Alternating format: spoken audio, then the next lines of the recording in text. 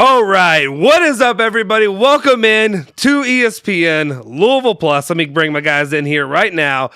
I'm Justin Soforo, be your, the host for today for what we were going to try to, I don't know why I tried to go to masochist.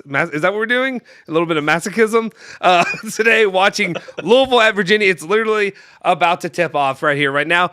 I'm Justin Soforo, and if you don't know these faces already, one should be very familiar.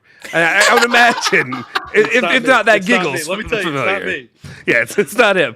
But we have today with us special guest, a guest host, as we'll say, Jack Grossman. How you doing, sir? Oh, I am fantastic, guys. Our guy Phil Baker hit me up with the invite. I was like, hey, I'm actually not working tonight. Let's do something fun. So excited to be here, guys. And Louisville basketball is what you decided was going to be fun. Louisville, Indiana doubleheader. Yeah, that's what I'm doing with my free night. Back-to-back shot in the gut. There you go. Joining us as well, Andrew Bosch, sales extraordinaire. Actually, Andrew, let's just do this. Go ahead, introduce us to who you are, because this is your first time in front of a mic, really talking. But then also, can you give us a shout out to your friends over at Dash Clip, who are our sponsors for today? Yeah, absolutely.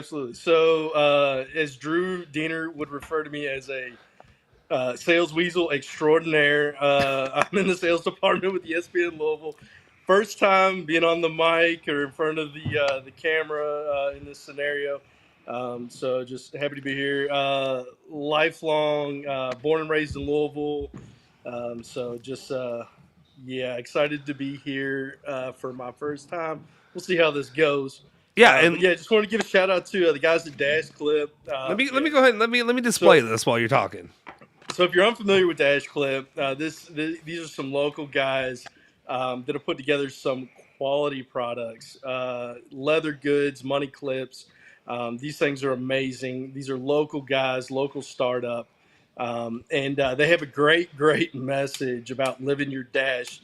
Dash is you have birth, you have your dash in between death. And, they want to inspire everybody to live their dash, everything in between. Mm-hmm. And, all of their products go to support men's health. So they do give back in the community in that respect. So a bunch of good guys. Definitely check out Dash Clip. And Justin, right, we're going to have an opportunity to give away some of these products too, correct? Yeah, definitely. I mean, if you want to, make sure if you're watching the stream on whatever source you're doing right now, make sure you leave a comment down below. Maybe you will be entered in. Do you have any product that we could give away on stream today? Would you want to do that? Absolutely. And I tell you what, we could probably. Do you have a graphic of something that we can put up there? Or, yeah, absolutely. I'll throw some stuff up there. What do you mean? You want to show the product?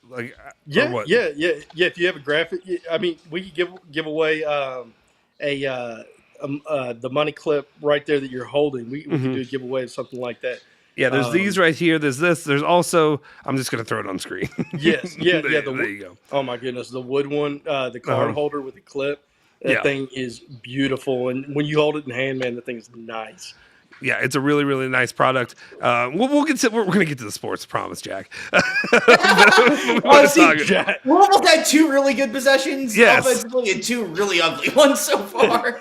They're all tied up 5-5 right now. 17-minute mark. I was going to put a running clock, but I need to get that a little bit, the kinks worked out, because this ain't soccer. I'm used to doing soccer watchalongs, which is just you run the clock out. That's all you do is you just let it run. This one I have to keep stopping. You don't want to be stopping the clock all the time. No, not at all. So and then there's this one, which is just a card ejector. Great stuff, great quality content or materials that they're making it out of, and I really like it. I've used it here in the last few weeks since you gave it to me.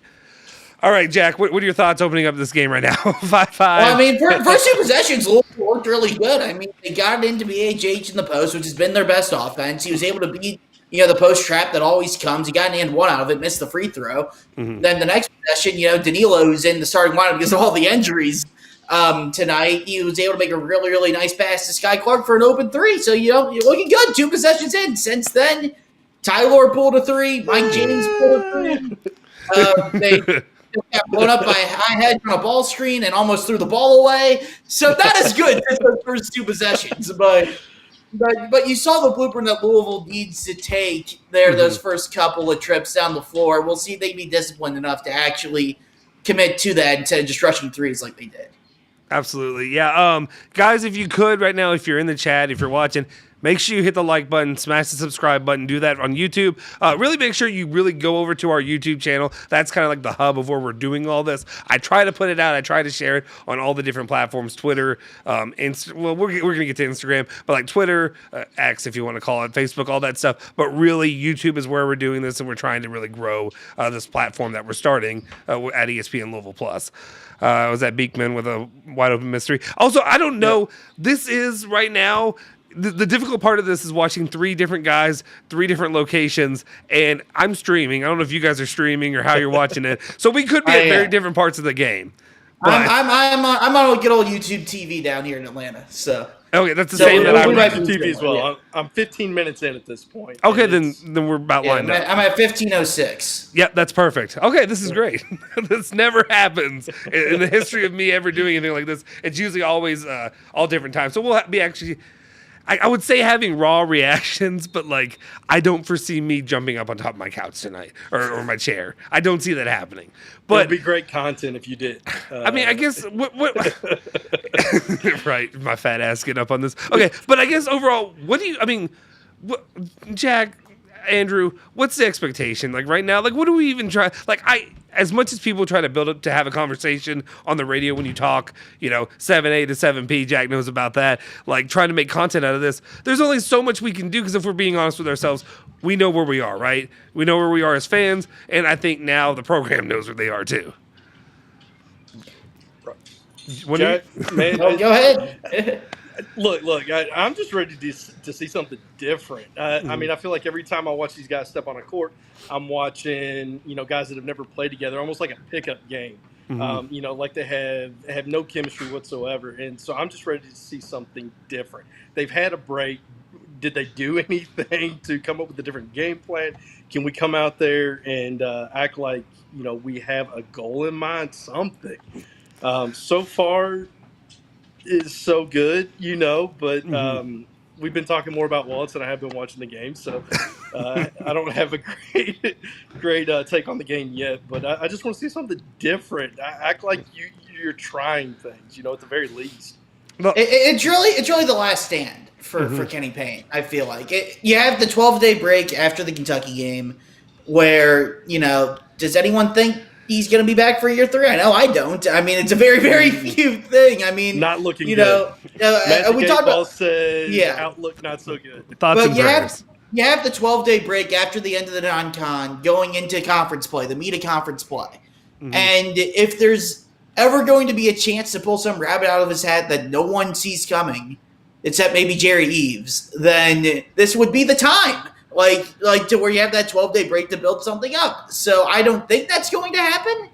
But if there was ever a time, this stretch would be the beginning of it. So I know we talked about it pre-show. I kind of ripped the Band-Aid off on the podcast. Floyd Street's Finest, Field of 68. Shameless plug. You knew it was going to come, Justin. No, you drop it all you want, big boy. You drop whatever you want. Probably going to record reaction podcast tonight after the game. So look for that tomorrow morning. But my thought process more on this game specifically, in this kind of stretch, is I've given my piece on what I think about Kenny Payne, the state of the program. I agree. I'm personally kind of sick of it. I'm ready to move on. Everything that you said. But since it hasn't happened yet, I didn't get into this to, bitching and moaning and complaining about the coach all the time. Yeah. I got into it to watch the game. So at least for these couple of games, we'll see how long it lasts. I want to see, have they improved anything over this holiday break? Have they changed anything? Are there any strides that can say, okay, maybe they're a little bit closer to competent basketball than they were the first 2 months of the year? Yeah, there's a little bit of something to be said of like, can you please just give us, and I'm not trying to, I won't do this because I know what reality is, but like, it's a new season right now. You're in the conference play. It's a new season. Yes. So give us a new season. Just give us something to be excited for. The only problem is, especially given some of the commentary by the players after the game, where they kind of say, they're saying what you want them to say to a point of like, he's our guy supporting their coach, but then it's like, they don't show it on the court. Exactly, they don't show it on the court, and then also, if I'm looking toward the future, does me seeing improvement from you matter if this is your guy and you may not be here? You know what I mean? Yeah, Does that make sense? I mean, it depends on how many guys will come back when they inevitably do move on and bring in the next coach. So I mean, and with the transfer portal and all that stuff, it's not nearly as much of a guarantee as God. This has been a bad stretch here these last 2 possessions, but this is not. Yeah, but I mean, it does matter for maybe not so much a guy like a Huntley Hatfield who's more experienced, maybe going somewhere else. I mean, I have no inside sources. I'm just throwing names out. It's probably wrong of me to do that, but they're a very young team for the most part, to where theoretically all these guys could come back. Not that I would expect that in today's climate of college basketball, but you wonder, like, okay, are these dudes that a competent coach next season can do something with? Like Mike James just had a really nice take to the hoop. That's what Louisville's got to do. They got to attack the basket. That's right. At their best. That's something that's worrisome. Out of the timeout, out of the media timeout, what they draw up is no ball movement. Everyone's standing around until 6 seconds, and then running a high ball screen against Virginia, who high hedges better than literally anyone. And then they give him a wide open 3, as he said on the other end. And I mean, that's the type of stuff you can't be doing. If there's one thing you can't do against Virginia, it's have no movement and wait till the end of the shot clock and run a high ball screen. That's not going to work against Virginia. Never has, never will, as long as Tony Bennett's the coach. Right. And I know also, like, you never want to go 0 to Pitino. I know Virginia's not exactly the place to go 0 to Pitino, but at the same time, as a Louisville fan, I've grown up, like, literally I've gone from, I was 10, 11 years old when he took over the program. So majority of my life, it was Pitino ball. And what are we used to seeing is just moving the ball along the post, just continuing, like, ball movement. And there's no ball movement at all. And that's what's so frustrating to watch during these games, is to see the guys stand around and hope that it's going to come to them instead of trying to be active, around the edge there. That's the quality of shot right now. I mean, yes, this guy Clark just hit a 3, but it wasn't a good shot, and he was kind of lucky to make it. And then on the other end, after giving him a wide open 3 on the previous possession, simple pick and roll, and I don't know what Huntley Hatfield was trying to do there, as he just lost the ball on my end. But always expect the ball. Always expect the ball. But I mean, nuts. Yeah. You got to know what you're doing defensively. You got to know what you're doing. You got to communicate, and that's just a simple breakdown on pick and roll, to where Huntley Hatfield, you either switch or you drop. Louisville's not high hedging. You got to figure out which one you're going to do there. Louisville typically switches, and Huntley Hatfield just didn't get out there, and that just led to an easy dunk, pretty much. There's just a miscommunication and a dunk because he was late getting over, and there wasn't any rotation on the back end either. Yes, sir. Absolutely. So, real quick, Andrew, can I give you a job today? Yeah, absolutely. Hand me one. What you can you? Are you able to see I guess you can't. You can't see the comments or anything like that, can you? On YouTube or anything? Okay, well, never mind. You're not going to do shit then. So I see him, actually. I'm not going to be here all night, but I see him. Can. Well, I was going to ask you to try to take notes and see if you want to draw somebody to win, a thing at the end, one of the dash clips at the end of the night, kind of thing, or at the end of the game. I'm not able to see. Okay, well, thanks. So. I'll work on that at halftime. I'll do what I can. Jack, you got a comment for you. Jack, what are you up to nowadays from Jonathan Britt on YouTube? Thanks, Jonathan. First of all, that was interesting move by Kenny Payne, go 2-3 zone there. Got to stop it. Well, they give the offensive rebound naturally, but I'm working for a sports analytics technology company called Hawkeye Innovations. Justin probably knows them through VAR because we do VAR. But we're an international sports analytics technology company. I work right now in the basketball division, but throughout the summer I was in baseball, to where I am what's known as a systems operator. So I'll use baseball because that's a little bit more concrete and a little bit more established. So like if you watch a baseball game and there's StatCast, dude, it's a home run. They tell you how far it went, the launch angle, all that stuff, spin rate for pitches. all that data comes from Hawkeye, the company I work for. And my job is I'm setting up systems remotely from our Atlanta offices, and I'm operating them and basically troubleshooting, problem solving issues that pop up with the systems. If stuff goes wrong, which stuff always goes wrong, but not always, but you know what I mean. But basically, I'm capturing the data and sending it to Major League Baseball, or these days doing the same with the NBA and the G League. So what do you do like right now during this time of the year, during like the downtime? Like you know what I mean? It's been downtime for me because I moved. I moved over to basketball after the NLCS. Those were the last baseball games I had, were the NLCS. Oh, okay, that's awesome. Yeah, so that was fun. But so now I'm doing NBA and G League games. And the big thing we do with basketball, it's our first year I'm contracted with the NBA. So the big thing now is they're implementing a VAR style review for goaltends. Is the biggest thing that we do right now. So every time there's a goaltend, we have little boxes, imaginary boxes on that cover our cameras, to where basically there's a good video. I can retweet it on my Twitter at JackGrossman97. Another shameless plug. I didn't forget how to do this, but you're good. You're very good at this. but basically, if like the ball's in the cylinder and a player touches in the cylinder, there's a little green light that'll go off in Secaucus, where the NBA does their replay reviews, that we're signaling to them, yes, it's a goaltend, or it's red for no, it's not a goaltend, to where instead of having a review that takes 30, 45 seconds, a minute and a half, in an ideal world, you can do it in 10, 15, 20 seconds, or you can do it in a patino, pretty much. Yeah. So that. I'm sorry, 93.9. Yeah, but that's the most tangible stat thing that we do. There's a lot of positional data that we do also, like positioning, where players are, where they're moving, where they're positioned. We get stuff like how many pick and rolls teams run, stuff like that. And a lot of positional and skeletal data is where the basketball stuff is big on right now. There's other things that are coming soon as next year, that I probably can't say on a broadcast, but it is ever expanding, and it is getting and it's a lot of fun. And it's getting into obviously basketball now, which is the sport I love more than anything. So we do stuff for the NBA and the G League on that front. It's really cool to see that continue to develop that technology, and hopefully in the long run, it takes a while to get that stuff perfected, but hopefully see it. Which we've been testing our NBA systems for about 3 years now. So we were doing a lot of stuff before that actually went into this season, and they started using it at full time. Yeah, let me know when that VAR gets perfected.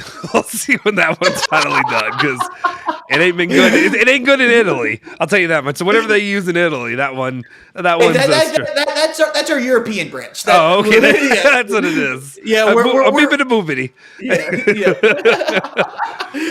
I do know some of the MLS guys that do it though. Brian Straub, we understand your pain.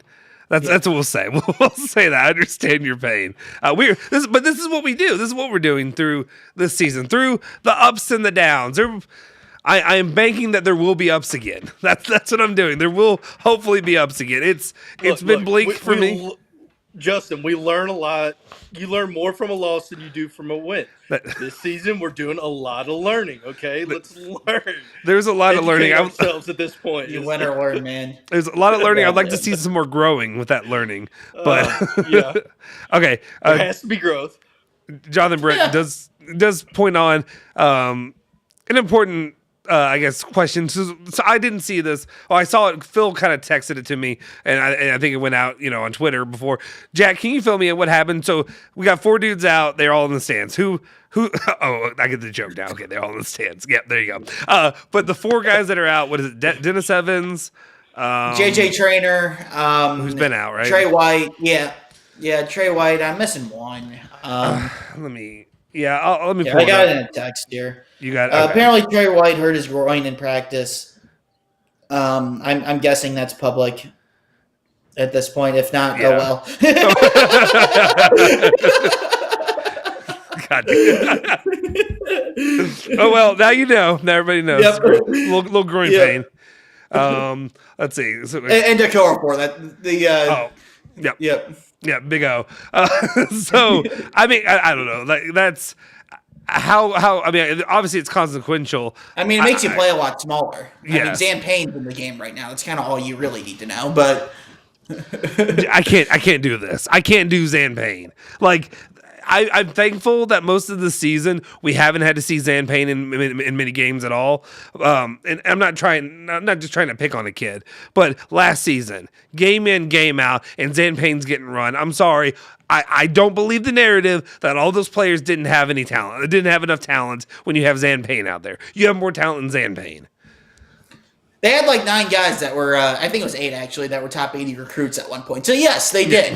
but I think what Louisville has to do is they're doing it right now because you're not going to play Huntley Hatfield the full 40 minutes. They're going small. They're playing zone to try to negate the size disadvantage that they have right now. And on offense, this is where it would be nice if some of these guys were, knockdown shooters, because then you could really play 5 out, space things out, and have the threat of everyone shooting. But I really like Tyler Johnson. I think he's got a bright future, whether it be at Louisville or somewhere else next year. Not a great shooter. Trey White, he likes to shoot it. It doesn't always go in. And then, Curtis Williams shows some flashes. He has nice form, but it hasn't really been there consistently yet, as he just took a really bad one right there. Caleb Glenn hasn't proven he can shoot, and Zan Payne. So, I mean, you're just not you're losing the advantage you're gaining by going small when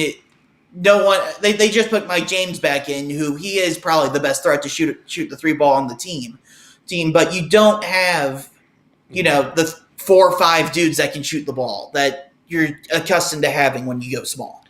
I don't know if you just saw what I saw. I don't know what bit of an issue there was there, where Zan Payne was the guy kind of complaining quite a bit, and they decided to focus in on him, which is odd, at least in my experience. I don't know if you saw any kind of a dust up there or something. Did something happen outside of? I just thought it was a kick turnover ball. That's all I saw.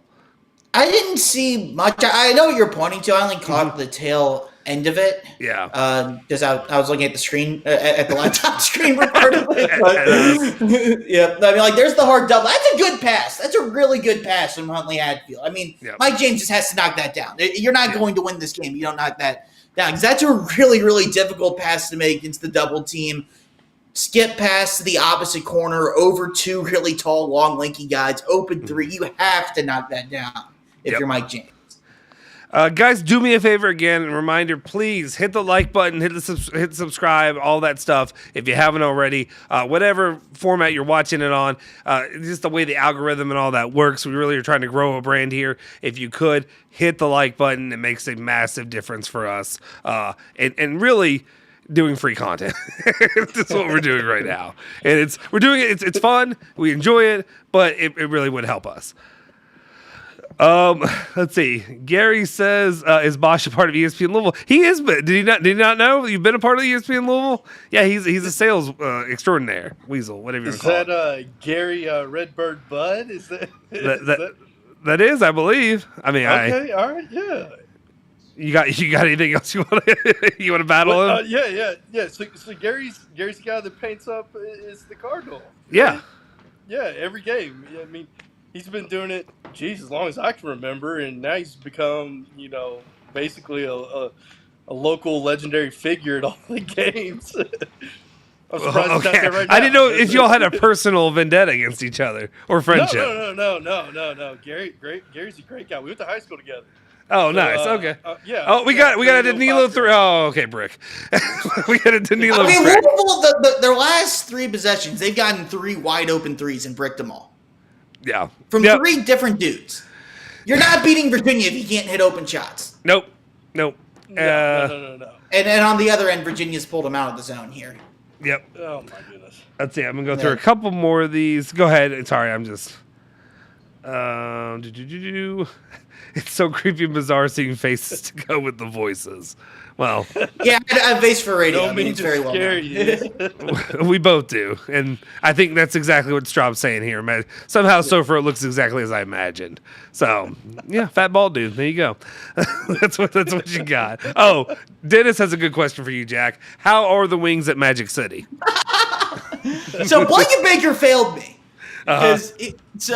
Because he kept saying all spring, all summer for me not to go to Magic City because he was going to go with me for the Louisville Georgia Tech game, and then he flaked on me. Oh, you knew Blank wasn't going. There's no. Well, of course I knew. Of course I knew he wasn't going, but you still got to say it, right? But if there is one person I would love to see in Magic City, it would probably be Blank. Of it, you and Blank together. Phenomenal. Yes. Because I've never seen anybody talk more bleep. Like, especially now that I don't know if you've heard Diener and they have Katie on every once a week at the dating segments, and Blank is now the greatest dater of all time. Nobody's dated better than Blank. Nobody's wooed women. Nobody's got them out of their panties quicker than Blankenmaker has. And he every single time he loves to show off what he's got. And I'm like, sure, Blank. Like you're I don't know. You're not. I'm trying to be nice. But like, come on. If anybody here, anybody at the station, Blank would be pretty low on my list. I mean, I would imagine. He's going right at him. He's got a wife. No, he's got a wife. I'm not saying attractiveness. I love you, Blank. What I'm saying is like a womanizer. That's not Blank, right? He may be. He's probably great at dating because he knows what they want. He's a lover. He's just a lover. That's what it is. I don't know. No, I'm not saying like she's a Kentucky fan that he's that lover. Oh well. Oh, wait. Is she a Kentucky fan? No. I'm saying unless she's a Kentucky fan. Oh, absolutely. Yeah, absolutely. In my experience, it seems to always happen. Strebel and his wife. My wife was a Kentucky fan. She's done with that. It's over. It's over. Well done, sir. Well done. Well, you converted her. It's politics. Yeah, no, I'm just kidding. Yeah. I'm kidding. But to answer the question, the wings are good, but I thighs are better. Wings. Yeah. There is a place. I'm not going to name the area because no one knows because it's Atlanta. But I mean, is it one of the heads? It's over Pond City Market is the area. Yeah, and like Virginia Highlands is the area, but they open at 5 p.m. every day. Mm-hmm. And they sell out of wings by 7:45, 8 o'clock. Jesus Christ! Holy shit! And if you don't show up there right at 5, there's a 50-50 chance you're not going to get wings by the time you get to order. How much do they sell? Like, how much money are they making? Like that they can? I mean, just shut it down. Like, I mean, that's great. I mean, and they say open, you can still buy drinks. Yeah, but like. But you're there for the wings. It's like a dive bar, pretty much. But, but it's called The Local, and their whole shtick is other than we're only going to sell wings for 3 hours a day, and you're going to like it. They have on their menu. They have like when you walk in, they have like their whole shtick is why don't we make more wings? No shit, we've never thought of that. but they mix like all these different flavors that you can get. So like you can have like Korean barbecue lemon pepper. Okay. Or like tiki masala wings. All this stuff that I never would have ate before. Yeah. Every time I'll go with a group of friends and we'll just get like 40, 50 wings of like 8 different flavors. And I find something more that becomes the best every time that I like more than the last time. That becomes my favorite wing ever. Outside of what would have been your mild and honey barbecue probably? That's like the brand of white. Garlic parm and classic barbecue were the two that I liked. That sounds about right. And now I'm literally like buffalo lemon pepper or like tiki masala. The next time a friend thought of tiki masala lemon pepper, I'm gonna have to try that. But like Korean barbecue lemon pepper, jerk chicken, it's incredible. I obviously don't eat like I used to. Yeah. But what thank you to our friends at Vitality. I don't know if they're still sponsors, but I am thanking them anyways. But how do you upkeep that down there? Do you have like a program that you still do, or is it just a habit thing now? I mean, at this point, it's really just a habit because if anyone remembers, and you have to be really dedicated listener inside baseball if you do remember, but at this point, when I finished like the losing weight part of the program, I did like a 3-week, they called it a lock-in phase, where I kind of reset my weight as the new normal weight. And when I did that, that's when I discovered, salad's pretty damn good. Or like fruit, or like all these healthy foods that weren't like, the diet foods I was just, eating because I had to eat it. That's where I found like healthy food actually slaps. Honestly, I still eat my pizza every once in a while. I have my mac and cheese, a burger on an actual bun, but 60, 65, 70% of the time I do, I just kind of don't eat bread and don't eat starch. See, it's pretty simple. I know it's simple, but man, like I used to, like whenever it's been a long time since I lost weight. It's still bulking season, guys. I've been doing bulking for a while, but since carbo loading at the moment. Since my first child was born, because I gave birth, I've been bulking since then. But before when I did it, I just found, if you just starve yourself and run a lot, then you'll lose weight. Just don't eat it all and run, and that worked out for me before. But I quit that. I made it. Yeah, it's not fun doing that. That's why I never did it. I apologize. I don't know if y'all could hear it, but my cat was hacking or gagging at the previous possession of Louisville. I don't know if y'all could hear that on. I heard a little something going on. I wasn't sure if that was one of your kids or what that was. No. It was just one of the animals that was not pleased with the possession. Yeah. I mean, that was actually a good possession there. I mean, Mike James does a tough finish, but they're only down 6 for as bad as it seems, which is very the most Virginia thing ever. Oh, back to 8 again. yeah, there it is. With the goaltend there. But yeah. But still, it's not like the Kentucky game where they were, down 20 midway through the first half, or rather 3/4 of the way through the first half. I will be honest. I kind of expected a little bit more out of Virginia coming into this game, just given what they just came off of against Notre Dame. I just kind of felt like Louisville, but I mean, and no offense, I'm not leaning into. I feel we need those 2 weeks for KP to really get them ready for Virginia. That's what was going to happen. I just kind of felt like. I thought it was just time for the wheels to fall off. So if they can the wheels are off, but at least at the same time, if they can make this competitive to some sense, and be there in the final few minutes, I guess I'll be somewhat appeased. Does it matter? No, that's the whole thing. Like we're trying to talk ourselves not into like we think that the season is salvageable or anything like that, but just trying to give us a reason to watch games. Pretty much, get me to the next coach. That's what we're doing. I mean, like, we've even had people in here in the comments. Let's see. Can this game go in the way a UK game coming out looking good, getting punched in the mouth and fold? Probably. That probably will happen. But we've had, like, some people saying, like, we need this every game to get through the season. And I completely understand that. Like, sometimes it is. I'm saying this is, like, us doing a watch-along. Because sometimes you need... Like, especially one of the more difficult things of, like, Jack's situation or somebody who lives far away from other Louisville fans. And if you don't have some kind of thing like this, it's a sense of struggling community that you can have getting through these games. That's the way I look at it. Yeah. My go-to is when I'm working during games, we just all turn it on, and I get to explain every bad thing that's happened to the University of Louisville for the last decade. That's awesome. I have brought Kenny Payne won those games to Atlanta. Don't worry. Brian Stroud wants a push-up contest next segment. Bosch and Jack, I'll leave that up to you boys. I've embarrassed myself enough in my life on that front. Yeah, you did enough for ESPN Louisville there, yeah. By the way, Seton Hall beating Providence in another game in Providence right now. They're up 5 starting the second half.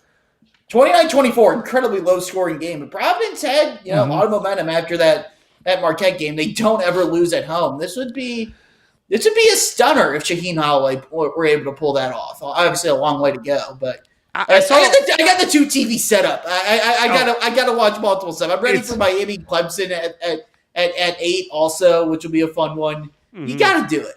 One TV is just not enough. the one thing that sucks is I can pull it away here. I've got my 4K TV over there, and I can't even use it because I realize it's on camera. So, like, I can't do it because of copyright issues. So I'm over here using my other TV, and then I need to get 2 more set up here so I can do like you're doing and watch, especially right now. Eventually, like I said, if Louisville can actually keep my attention through the entire game, then it'll be good again. But right now, it's just, it's, anything can get going. Yeah. Old friend Dre Davis starting for Seton Hall.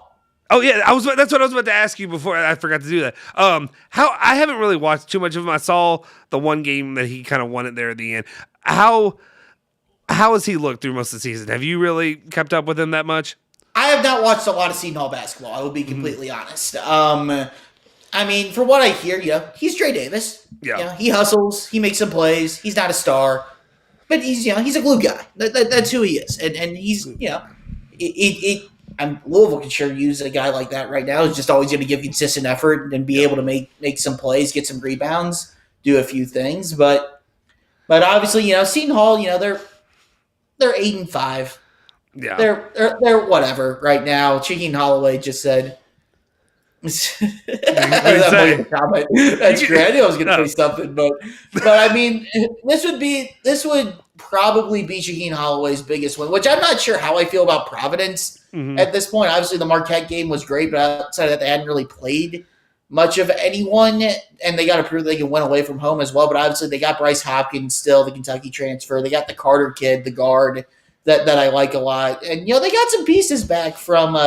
They were a 6 seed or 11 seed. They lost to Kentucky. It was a 6 seed last year. So I think they're a tournament team. I think top 25 is probably a little bit too bullish on them. More of just a reaction of what happened against Marquette. But we'll see. I mean, the Big East is really, really fun. And if, they just roll off a bunch of wins at home, they can be a factor in that league. Like, probably not win it, but they could be, be in contention, top 4 or 5 for sure in that league. I got to ask you while you're here, do you have any St. John's gear? Not yet. I've been meaning to order some. I really have been. I did. I gave it. This for the mixtape. A long and hard thought. If you remember, they played in the Feast Week event in Charleston, South Carolina, and that's about a 4-hour drive for me. Mm-hmm. I was originally supposed to have the day off that Thursday. Yeah. That they were playing their opening game. So I was debating driving to Charleston to go see St. John's and Pitino play and then come back. But then I ended up swapping to where I ended up working that day so I could come home to Louisville for an extra day for Thanksgiving. But it was very much a real thought that I had of going to Charleston to watch Rick Pitino play. I think I am. Like, I know a lot of people were doing the jokes, but I think I am investing in little St. John's right now. Like, there's nothing, he's not coming back. I'm never getting it back. It's time for me just to have a second love, and I think it's going to be St. John's. Of course, we'll see how long Pitino's there. We'll see if he. I'm not sure how many Jews there are running around in St. John's gear, but probably more than there used to be around the city of Louisville. There's a lot of people, like, especially doing the soccer stuff that I've done. A lot of Paisans or St. John's fans up there. So I'm like, okay, I'll weasel my way in that way, and I can at least have a justification for it. I told Nicky V he needs to do it, but KP's his guy. Yeah, I know. Good old Mitchell Hannigan has the hat. Yeah. Oh, I love Mitch's just pure rage, just 24/7. Oh, that's actually an idea. Something I wanted to pitch to you because I've talked to Cooper and a couple guys because Cooper was at tailgate. What do you think about using this platform that we have here? I want to try to get the old producers back and do a show of the producers and get the old guys. That'd be fun. Yeah, that'd be fun. So I got a story. They're in a 1-3-1 zone now. All right. So Kenny Payne's just throwing the kitchen sink trying to get stops at this point, which is, I don't blame him, but also, like, Virginia's very ordinary offensively, and the fact that you don't believe you can stop him without pulling out a 1-3-1 zone that you've never done is kind of telling. Which the personnel stuff might have something to do with it, but. Man, that's something. But that'd be fun. I love doing stuff with those guys. I mean, the first 2 things I did on air were were processed. We did an interns podcast back in the day that we loved doing. We were the only two people that called Bobby Petrino out that the offense would not be better without Lamar Jackson. Everyone else bought into that. Yep. Oh, Except for Bobby Process and I. Yeah, no, there was a part of me, bought into that. even as a listener back then, I was like, I love Lamar, but maybe he just needs his old, traditional QB. That's what he needs. But so it was that, and then if you remember 680 had the producers every week, and they would let me as an intern produce the producers. So, which I loved, and of course I was, Mike Hogg and all that stuff. So I would, It was fantastic. It was one of my favorite bits because, me, especially because I worked all the time. I mean, I'm still doing it, but as a PI. And, every time I would, we get to the end of the day, I'd still be working surveillance. And I'd be like, oh, there's another show. It's, whatever. It'd be you, Magic, whoever else would be on there at the time. Nick, Brian, whoever the hell was around. I mean, then obviously, Pat and I co-hosted the V Show a bunch when Bob would be, doing national games or doing his thing, and I loved hosting with Pat. We always had a ball doing that. But you'll like this. So another very inside baseball take thing. If people remember my grandmother, Nene. Yes. Oh, yes, Nene. So I had a thing for about a decade. Every Thursday, I went to the Oriental House on Shelbyville Road. Me, Oriental my brother. House it's the best Chinese, and it's the best. It is. I would go with me, my brother, my grandma, my grandpa before he passed, and then one of my best friends was his grandparents was best friends with my grandparents. So like 8 of us would all go every Thursday. But when the producers was, if you remember, was on Thursday, 6 to 7 p.m. Yep. So Bronx Jews do not move back their dinner times. so we would traditionally go at 5:45. That didn't work. The amount, oh God, that was nice. Yeah, this is getting out of hand quickly. But the amount of persuasion I had to do to get them to meet at 7:15 and for me to meet them at the restaurant to do the producers.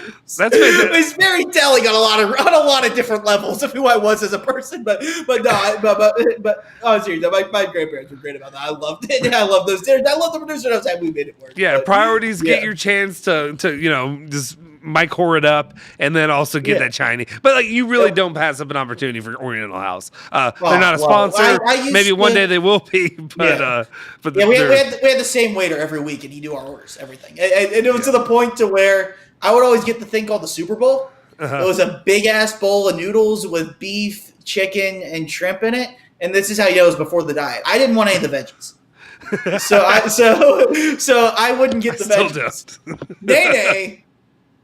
Nene had the grand idea of take all the veggies, put it in another big ass bowl, put chicken broth in it, and everyone else will eat the chicken broth vegetable soup as an appetizer. And they just give it to us for free because we always win. God damn, that's fantastic.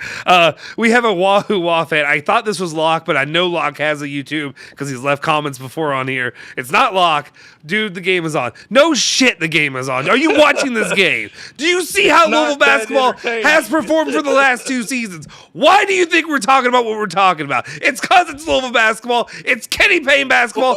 I don't know what you want me to do. Do you want me to be excited? Oh, we got a 2. We got a deuce. There you go. There was 35. A life in that possession there. My goodness. Sorry, 22 about to be halftime. It's what I expected. It's what I've expected from Louisville basketball in this game. I'm sorry. Jerome says, I guess this is what Justin was excited for. A great place for everyone to just be miserable together. Yeah, you need to have a little community. A little community in our misery. Misery loves company, guy. Guys, do me a favor. If you're in here, smash like, hit subscribe, all that good stuff. Please do that. It helps us. It really helps the channel. It's free. You don't got to do shit for it. Just hit we got to do something. You got to hit the little button. Just hit the button. That's all I'm asking. Oh God, what did Bobby V say? Bobby V said Zan gets in because he's the coach's son, and the coach's son knows the offense. What is the offense? Does anyone know the offense? Oh, Jesus Christ, what are we doing? What the hell are you talking about? Louisville. What is the offense? Somebody tell me what the offense is. Somebody give me a clue. I mean, I know what he's doing, but I also know what Bobby V's doing. And you have to say something. You have to sit there and say something. Kenny Payne won those games. That's what you say. That's what Bobby you V. say. Dude, Bobby V almost killed me. It was like some of the last few weeks, the swaying back and forth, because Bobby V became my hero again. He came in, and you know what he did? He finally said it. He said he almost was going to get on the stands and boo Louisville or whatever game it was. I can't remember. And then it was Arkansas State. It was the Karan Davis day. And a week later, the Shield was back up. The Shield, defending of all coaches, was back up within a week. Is Arkansas State D-Day? For the Kenny Payne era. Yeah, I think it's close. I mean, man, that was bad. Yeah, that was actually a nice shot there. 16-point game and a half. I mean, it's what we expected. From my guy Dwight, who I know he said he took the over because I told him to. We're feeling pretty good about it. I feel like we're gonna come out at half and then they're gonna be all right. Anyway, what did you say right before that? I said I make the comparison because obviously World War II kept going on after the invasion. Yeah. Yeah, D-Day. Yeah, D-Day. Okay, yeah. After D-Day, the war kept going on, but the that war was is over. like, everybody knew the war was over. Everyone knew the war was over. Yeah, and to me, between getting blown out by 3-7 Arkansas State after you had just lost to 1-7 DePaul, and the Karan Davis stuff all on top of it, that's to me where everyone kind of said, okay, it's time. It was a bit of a moment for me though, because like I've been on this side for damn near a year and a half or whatever it is. So then all of a sudden you start to see everybody flood over to your side, and I'm like, I don't think this is fair. I think you all need to keep sitting in it. Welcome to my world with Archie Miller. Yeah, exactly. Yeah, exactly. There you go. Which I never really thought Kenny Payne was going to work. Yeah, but I kind of took the stance of he's the head coach, and no matter what you thought of what's going to happen before they hired him, you got to give him the chance. Yeah, and then they lost to Leanne Rhymes, as Daniel would call it, and I kind of ended that pretty quickly. but you do have to. But yeah, but the people that like use that as the wake up call, I'm like, he was 4-28 last year.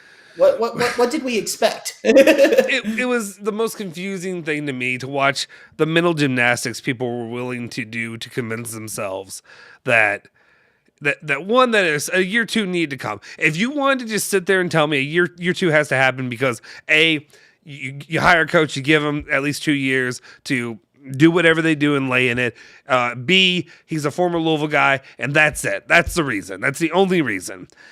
But all the other excuses and stuff that were piling on, the telling me about the players and the lack of talent, and tell me about his guys, he needed to get his guys, and all these dumb excuses that were just like, even the everyday fan, my granddad, who he's just a good old country boy. He at the same time was like, this is obvious. Like you can't if you can't lie to him, who are you lying to? Like how are you able to convince the people except for the ones that want to be convinced? And that was my issue. And even those people, like, I kind of, I didn't like the Tom Allen hire at Indiana once when they hired him. I wanted him to hire Jeff Brown, which is a very, Louisville native thing of me to say at that point. But at the first couple of years, he won. And I'm like, I don't think it's apples to apples with Kenny Payne, because Kenny Payne went 4-28, and Tom Allen, damn near had IU in the college football playoff there for a minute. But you like it, dude, and you kind of see, okay, he's winning, or in Kenny Payne's point, he's one of us. Yep. But at some point, you got to win games, and Kenny Payne's just not winning games. And it's just that's 100% it. That's the product. And right now, he's not winning. You can't argue against that. You can't say anything against the wins. Absolutely nothing. He's not winning.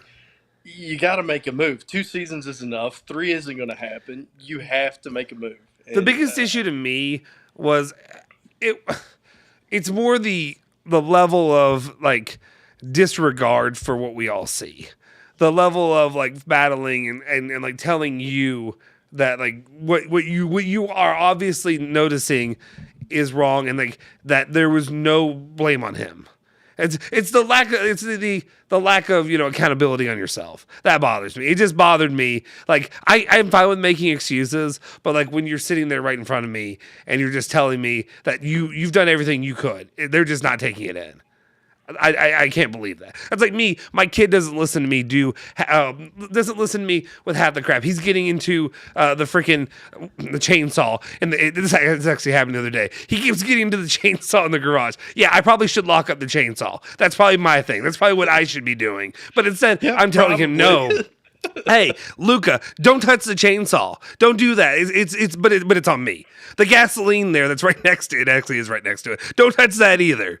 But it should be on me, right? I should probably move those too. Yes, exactly.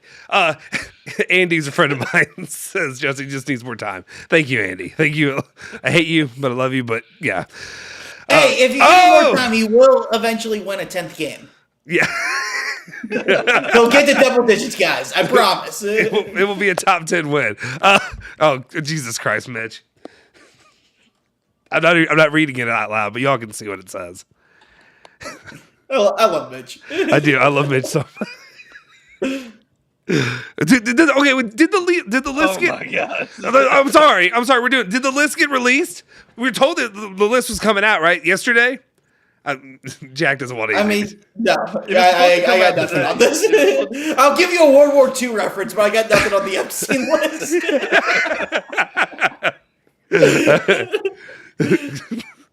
Yeah, so Kenny Payne's bad coach. All right, let's go through some of these. We have actually quite a bit of comments. I'm gonna go through some of these.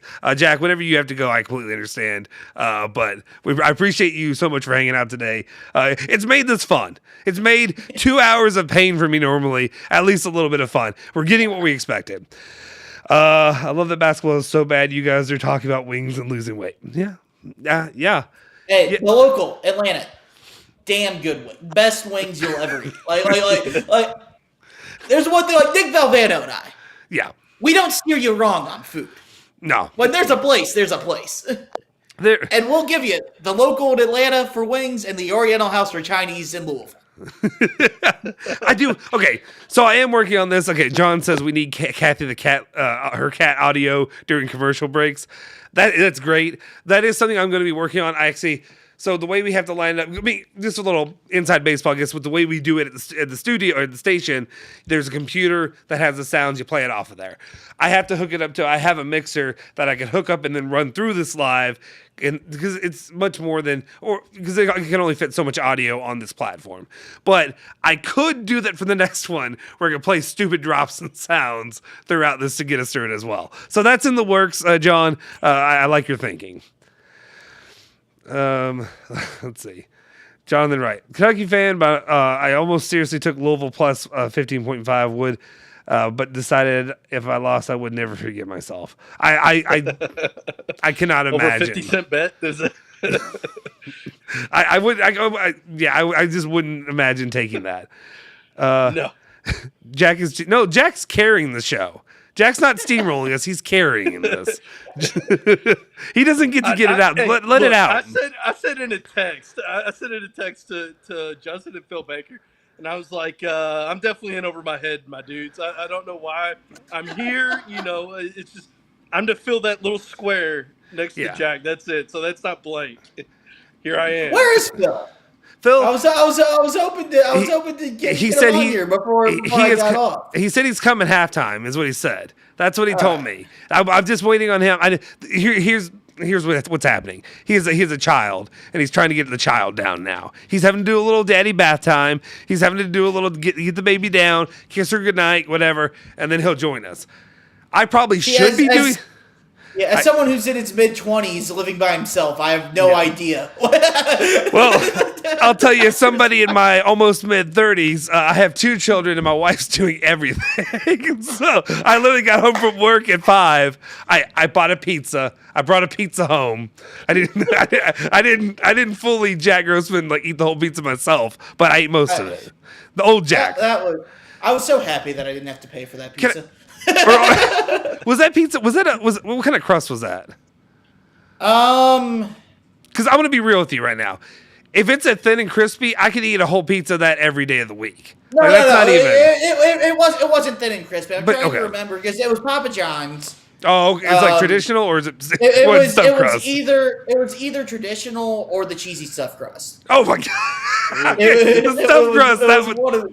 It was one of the two. Either way, I've done both of them, the full shebang, obviously. But that's impressive. That is impressive. I can't do it anymore, though. I don't. It's sad. Could you do a thin and crispy? Pizza Hut thin and crispy. If I hadn't eaten much that day and I had a few drinks in me, probably. Welcome to the Jack Grossman Show. Yeah. Oh, hell yeah, man. Hell yeah. This is what you guys have missed this. Let's see. Yeah, no, I kind of knew I would be a little unhinged because the poo-poo platter. The poo-poo platter is good. But, for full disclosure, I was up at 5 a.m. today for work. And my shift went a lot longer than I was supposed to. So I'm just running on fumes, just kind of. Yeah, just letting it out today. We're having fun. This is great. This makes me happy. This is like I said again. Otherwise, it's just pain, and I can only imagine what Ethan Moore.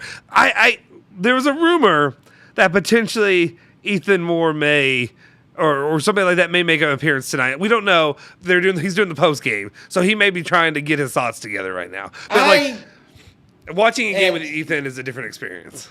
It is, and as someone who has done it many times with the post games, I very much respect how much and that's something both I loved on the Louisville and Kentucky sides of it, just how passionate the people were, both the hosts and obviously the callers, and just how they could lose. Both Kentucky, the 9-16 year, I did every one of those post-game shows. And then obviously, Louisville, the end of the Chris Mack era, the Kenny Payne era. How often the teams can keep losing and people still stay so pissed off. It's impressive. It's really impressive. Excuse me. Well, and that's something like I kind of took. I don't know what happened to Andrew. But anyway, that's something I took a little bit with. Because Tarulo on Strebel's show, she's done this a couple times now. Where she, did we lose my guy? He'll have to come. He'll come back in. Well, we'll let him back in when he gets back in. Yeah. So Tarulo would always make this the statement of how is this not old to you guys? How is it not how are you not over it? And I'm like, could you imagine BBN? Could you imagine Kentucky? Could you imagine Strebel if he were sitting through this as a fan and Kentucky was? I can, because they went 9-16 a few years ago. Yeah, but that was 1 year, and you had a coach who was competent. The different, you know what I mean? It's a little bit. He was clamoring for Nate Oates. He called it an archaic effing offense. I know. I got so much damn sound from all those post games. I forgot about that. It's all in there somewhere, and he wasn't buddy with Cal those days. He did. You're right. That's fair. He did. I guess my main issue though was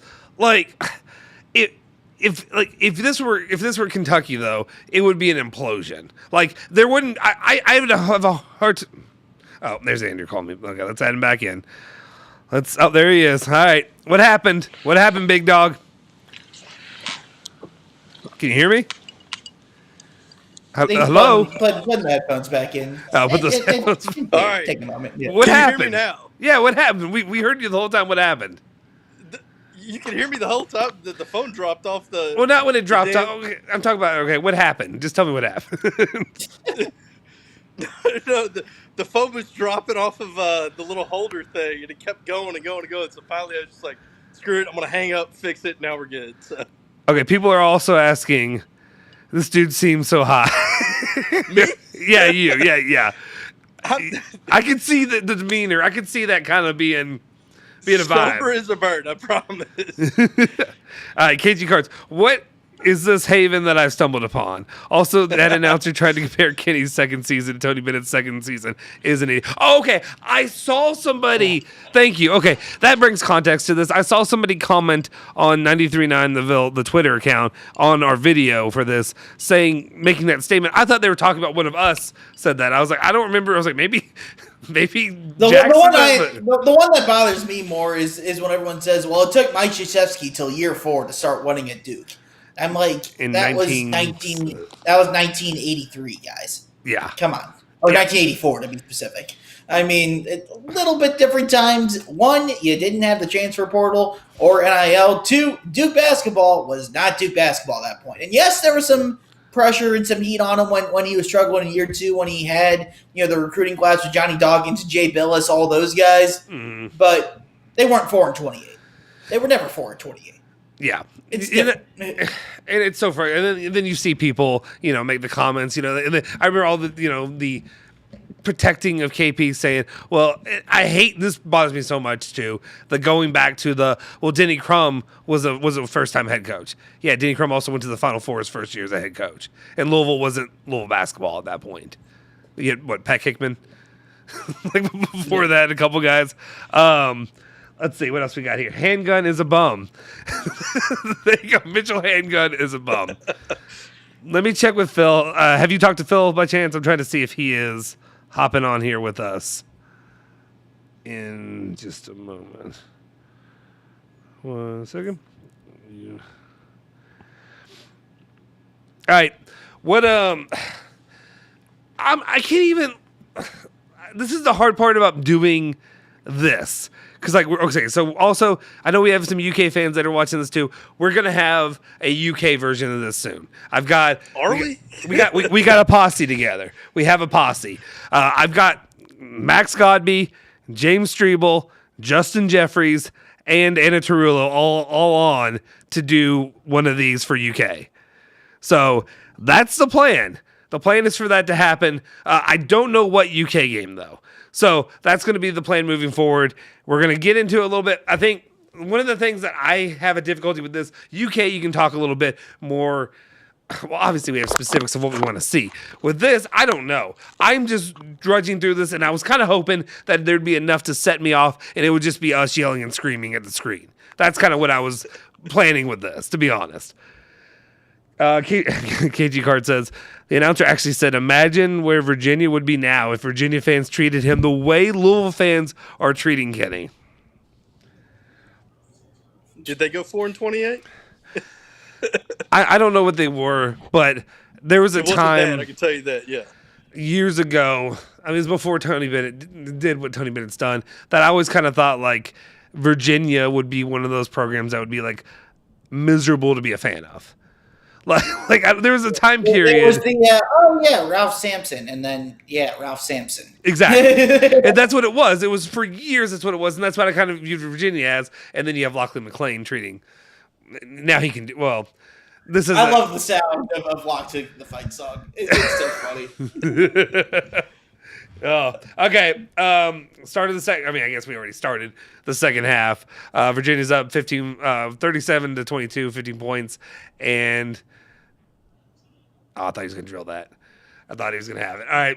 It looked good. It looked good. Thankfully, it didn't go in.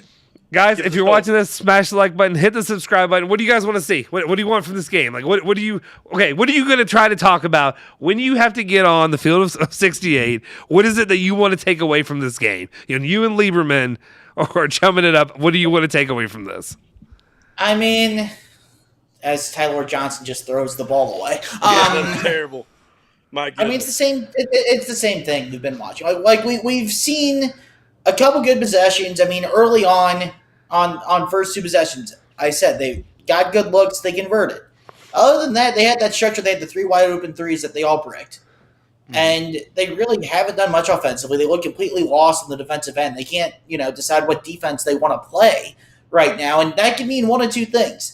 And I guarantee you, it's not the Rick Pitino, we're doing it to confuse you. It's because they don't know what they're good at themselves. And they look lost. Again, personnel's probably a part of that. That with all the guys out, but for 12 days off, they just kind of look like the same group of what they've had. And, to use a Kentuckyism, there doesn't seem to have been a Camp Cow transformation with these guys. Guys are really, any significant jump from any standpoint. I mean, Mike James has been fine. Huntley Hatfield's had a couple moments, but it's the same team it's been.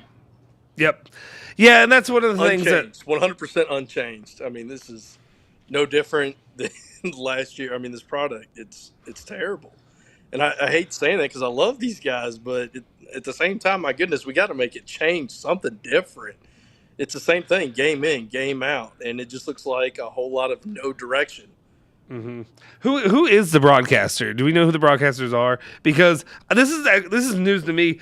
Him actually, like, not news to me, but for this season, this has not been par for the course. Last season was a lot of head padding, a lot of protecting of, Kenny Payne and all that. So seeing the guy go in there and try to, equivalent this to Tony Bennett.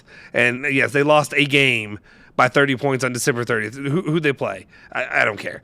They lost one game. It wasn't a full season of 20 to 30 point losses, game in and game out. Guess what? Louisville lost to Providence by 30 in 2012 also and made a Final Four. Yep. Yeah, that was the old Patino special. Louisville lost at Notre Dame in 2009 by 27, and they were the number 1 overall seed in the tournament.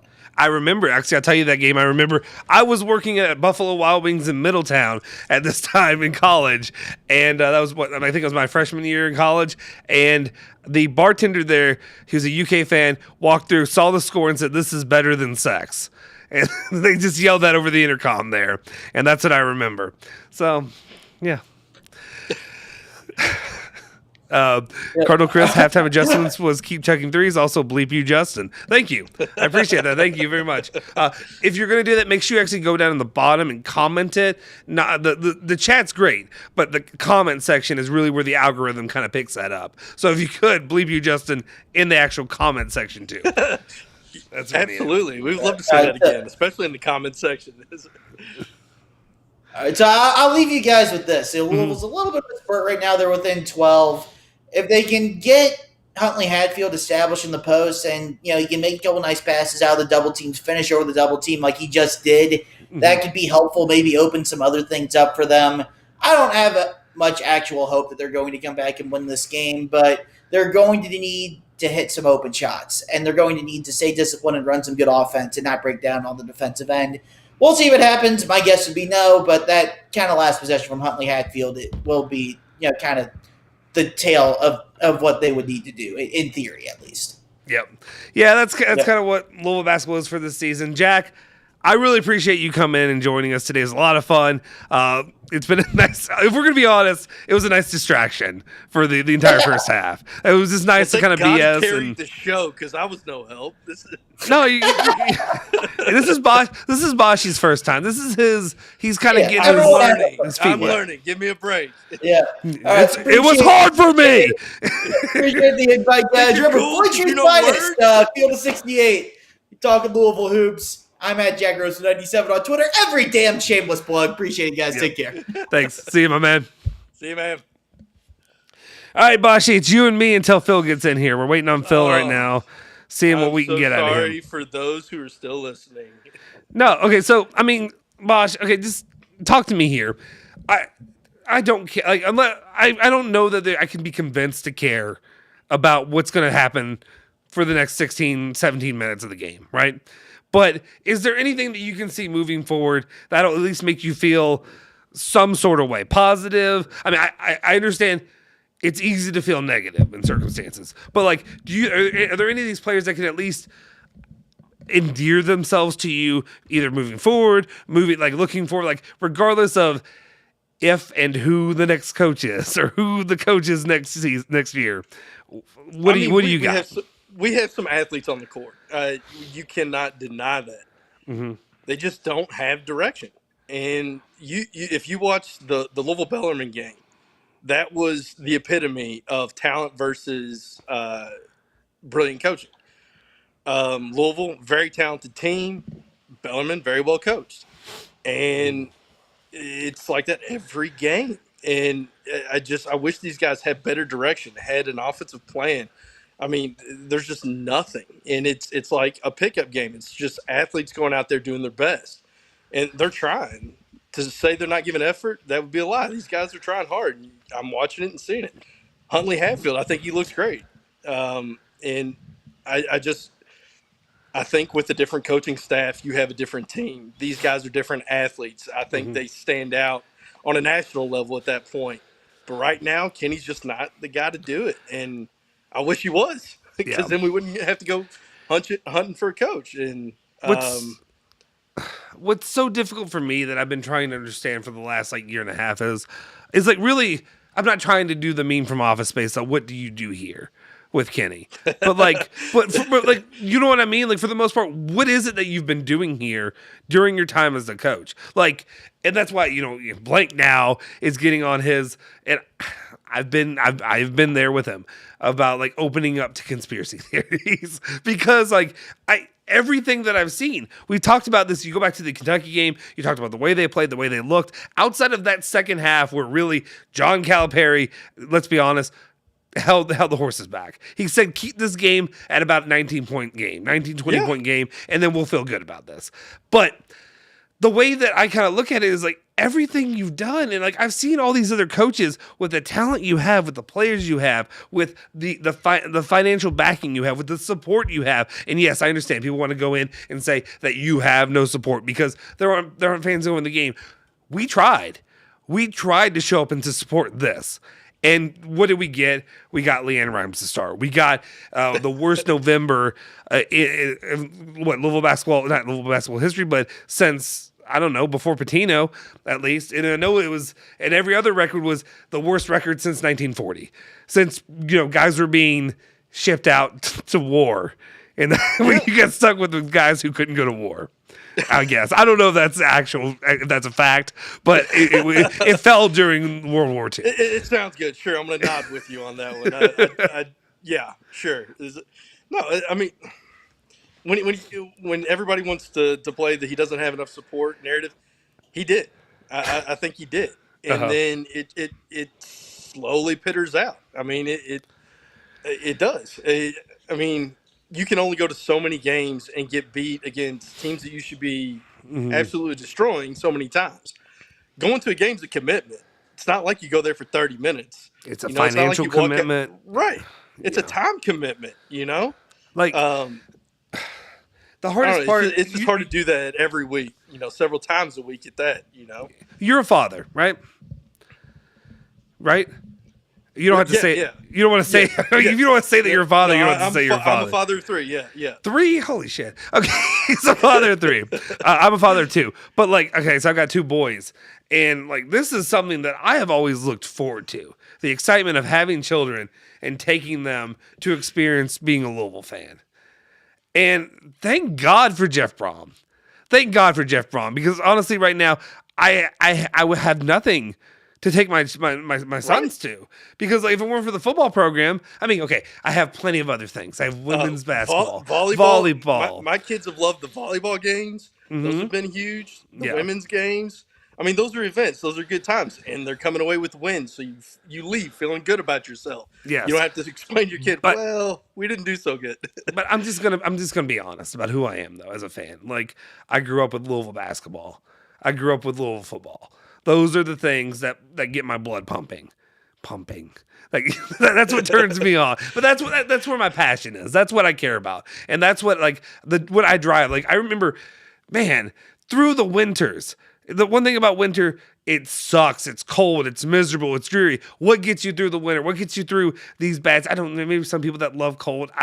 Biscuit, get out of here. I don't need cold. What I need is something that gets you excited. When you walk through those doors in the Yum Center, and you can feel the energy in the air. You can feel it, heat up, and you're good to go. You get through it for 40 minutes, and you have the excitement. You have that. You have all the feelings and emotions, and it doesn't exist there right now. It's a wasteland, and that's what's so frustrating for me. Like, you can put it on the fans, you can put it on whoever you want, but it's not there right now. And we need to get back to there as Louisville fans. Like, I can't. And as soon as possible. It needs to happen stat. You go to the games, the environment's just weird. It's odd. I mean, it's positive, it's supportive, but it's just odd. It's not a pleasant experience by any means. It's mausoleum. Not for the money. Yeah, not for the money and the time that you invest into it. Not 2 years of it. You can't blame the fan that doesn't want to endure that for 2 years. And definitely not 3. And Yeah. I like Kenny Payne, but change has to be made. We got to see something different. Yeah, And for I all don't think intents we and put the purposes. blame on the athletes, unfortunately. No, and that's to me that's a kind of a big no-no, right? It's kind of a no-no to put it all on the athletes and it's all their fault because it's very evident now that that's not the case, right? No. And I think they took the brunt of it for a while. But you watch the games, the effort's there, the talent is there. The direction is not, and that's a huge part of collegiate basketball is having a plan, having direction. Yep. It's just not there, Nope. and that's not the athlete's fault. That is coaching. And as a coach, you have to take that blame sometimes. You can't just put it on everybody else. Yeah. You know? So KG Cards is filling us in because we can't listen to what the announcers are saying because we're doing this and all the other stuff that goes along with that. Says this bleep Corey Alexander. I don't know why I bleeped when you can cuss on here. I don't know why I'm doing that. He's still talking about how bad our program was, and it's in the wrong for us to have the expectations for Kenny to fix in just 2 years. I don't know what to tell you at this point. Tune out any of these personalities. Anybody who's still on this train. Heck, if you got Jay Williams off the protection train, after during the halftime of UK game where he was crapping on, what was going on in the situation. Right. At this point, anybody who still tries to defend this effort from the coaching staff, I think you're just putting your credibility on the line. That's the only way I can say. Or either that, or you're being fed this from somebody. That's the only way that I look at it. As much as you want to have the coaching fraternity thing, and you want to protect other coaches, at some point you have to look at it as disrespectful to what you do, like as a player, as an athlete, as a coach. Like this is not respectful to what Louisville basketball is, and you don't need to put up like I'm seeing right now. Kenny Payne won the 1986 national title when he played for Louisville. He was a freshman, didn't do a lot. He was not a huge part of that team. Like, come on, and then he continued. Then they show UK and how much he loves BBN and all that stuff now. So that's what we're being put through right now. Let's see. We're coming back to the action. Kenny Payne. Okay, I don't know if you just saw that. He wrote nothing on that dry erase board. There was nothing written on that dry erase board. Guys, do me a favor again. If you're in here, hit the like button, subscribe, all that good stuff. You can follow us. Obviously, if you haven't already, follow ESPN 680, 93.9 The Ville. You can follow me at Justin Soforo, and you are at Andrew Bosch. I need to make you a graphic so I can put that on here too for next time. But that's Andrew Baisch. Is that correct? That's it. All right, back to the action. 15-point game still, just kind of coasting at 15. Oh, that's a dangerous line. Here we go. This is going to be, if you're a gambler and you got him at that 15.5 that I think most people did right before the game started, this one you might be living and dying here because it looks like that's probably what we're going to be coasting at. I hate saying it, but I think the lead is going to grow. So I don't think the spread's in danger at this point. That's true. That's fair. I was trying to be. I mean, we still have 15 minutes left of the game. Let's be honest. Yeah, slight bit of optimism there. Good to see Danilo's getting all of his run. Oh yeah, even Mark Ennis is tweeting about how bad the announcer and what he's talking about, and just homing in on Kenny Payne and how important he is to Louisville basketball. Let me go ahead and just real quick while we're in the middle of this, guys. Again, if you haven't already, make sure you check out our sponsor today, which is Dash Clip. You can see over here their logo over here at the top of the screen. You are wearing a Dash Clip hat, I believe, correct? I am. I had to represent with some of the swag there. Great sponsor of ESPN Louisville Plus. They do great things for men's health, right? Is it mental, emotional health? Is it what kind of? Yeah, it's they support men's mental health, and they have their organization listed on their website, which is the dashclip.com, and you'll see their full list of products on there, and some local guys, and just a great mission. Yeah, just some things great that products too. Yeah, things that just like aren't nearly talked about enough. You kind of Sure. it kind of gets a little bit brushed under under the rug when it comes to men's mental health and all that. So definitely great support. And again, if you're looking for a high quality kind of like a more what I view this as like my biggest issue when you talk about wallets, you talk about things like that. They're so big and bulky, they're uncomfortable to Right. kind of wear on you. This one you can keep in your front pocket with you, and it'll get all your cards in there, keep your cash safe, keep your ID, all that stuff good to go. And it's just sleek as hell. It looks nice. Oh, It's a yeah, quality. man. And then piece. the leather, I don't know the quality report on the leather, but it's nice stuff. It Yeah, just feels good to the touch. Great color on it. Looks great. Slim in the pocket, which I love that. Slim in the pocket's my thing. I don't like a bulky wallet. My chiropractor was like, do you drive the car with your wallet in your back pocket because my hips were misaligned? Yep. I don't have the issue with the dash clip. It's slim, it's sleek. I'm not sitting in the seat awkward.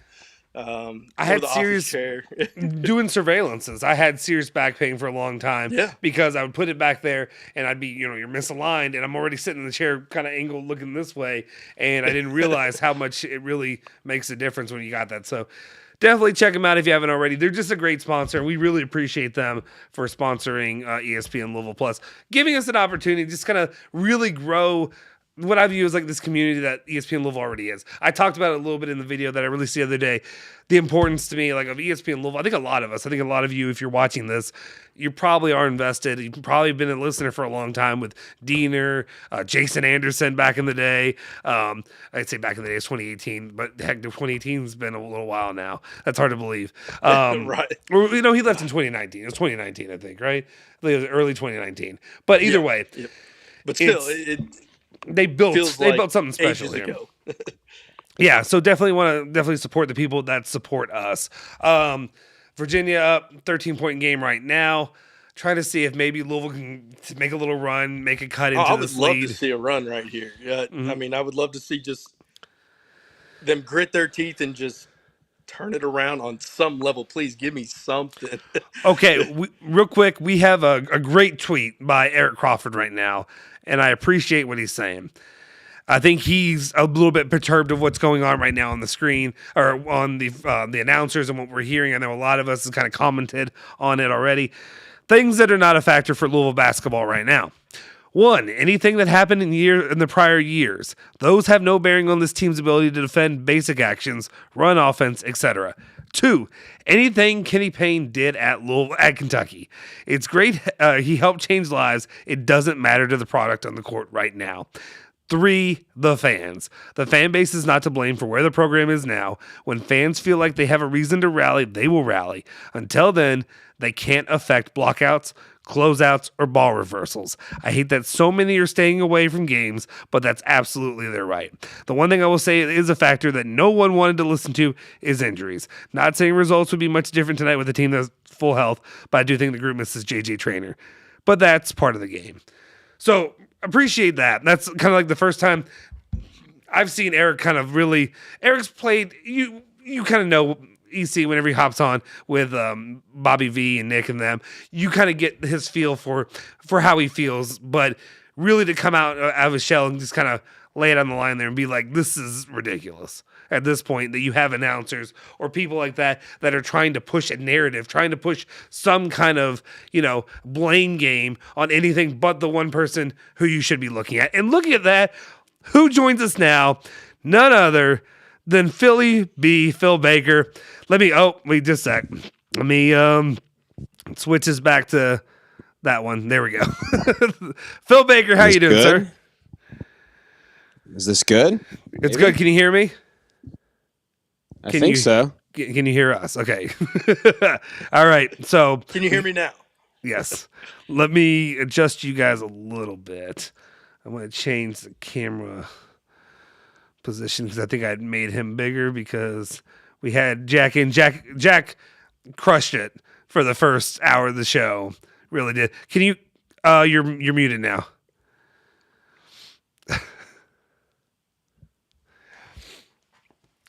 Still muted, Phil. give us a sec, guys. Technical difficulties here. It was working. I know we had a little bit of an issue with. Okay, Yeah, it shows on his thing that he has muted himself. So we'll give Phil a second. Anyway, what we were saying though, kind of about Eric Crawford, and just seeing people kind of now, you know what it is. Everybody understands what the issue is. There's no need to play these games. There's no need to defend. Again, people, he's making millions of dollars. He's gonna be good. His family's good. Like he ain't hurting. Phil will be back. No. we just, you got to see a change in the product. I mean, that's the bottom line, and there hasn't been, and you just see it game after game, and you're right. Yeah, more time, but in the time that he's had, there should have been some kind of change on some level. There's really not been anything other than changing the lineup, and even changing the lineup, you still see the same product on the court every game. Well, you had a chance to better your coaching staff, and what'd you do? You gave, you gave Wagner, Milt Wagner more money. That's what you did. Let me go ahead. Yeah, I don't know why it always does this every time, but let's put this here. All right, Phil, can we hear you now? Yes, I'm not muted. It says I'm not muted. Yep, much better. Okay, there we go. I tried to get fancy with everything and have an actual mic, but now I'm just on the janky Air.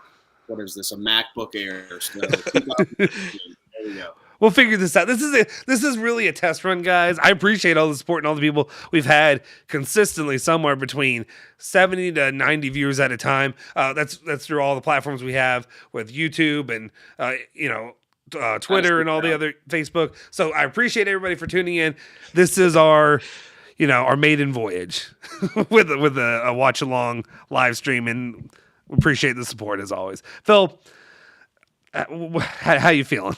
I'm good. Can you hear me? Yep, I can hear you. Okay, good. I'm good. I'm over here messing with some of the microphones I have over all the years that I've went around. You've seen the Big Cat Barstool thing where it's like you're in the fourth quarter, or maybe Rosting put it out there when you're trying to get ready for bedtime. You all know this. You all have kids. Yep. That's what I just endured. So apologies. Just trying to get off. I was about to say, you're being a good dad, and I am not.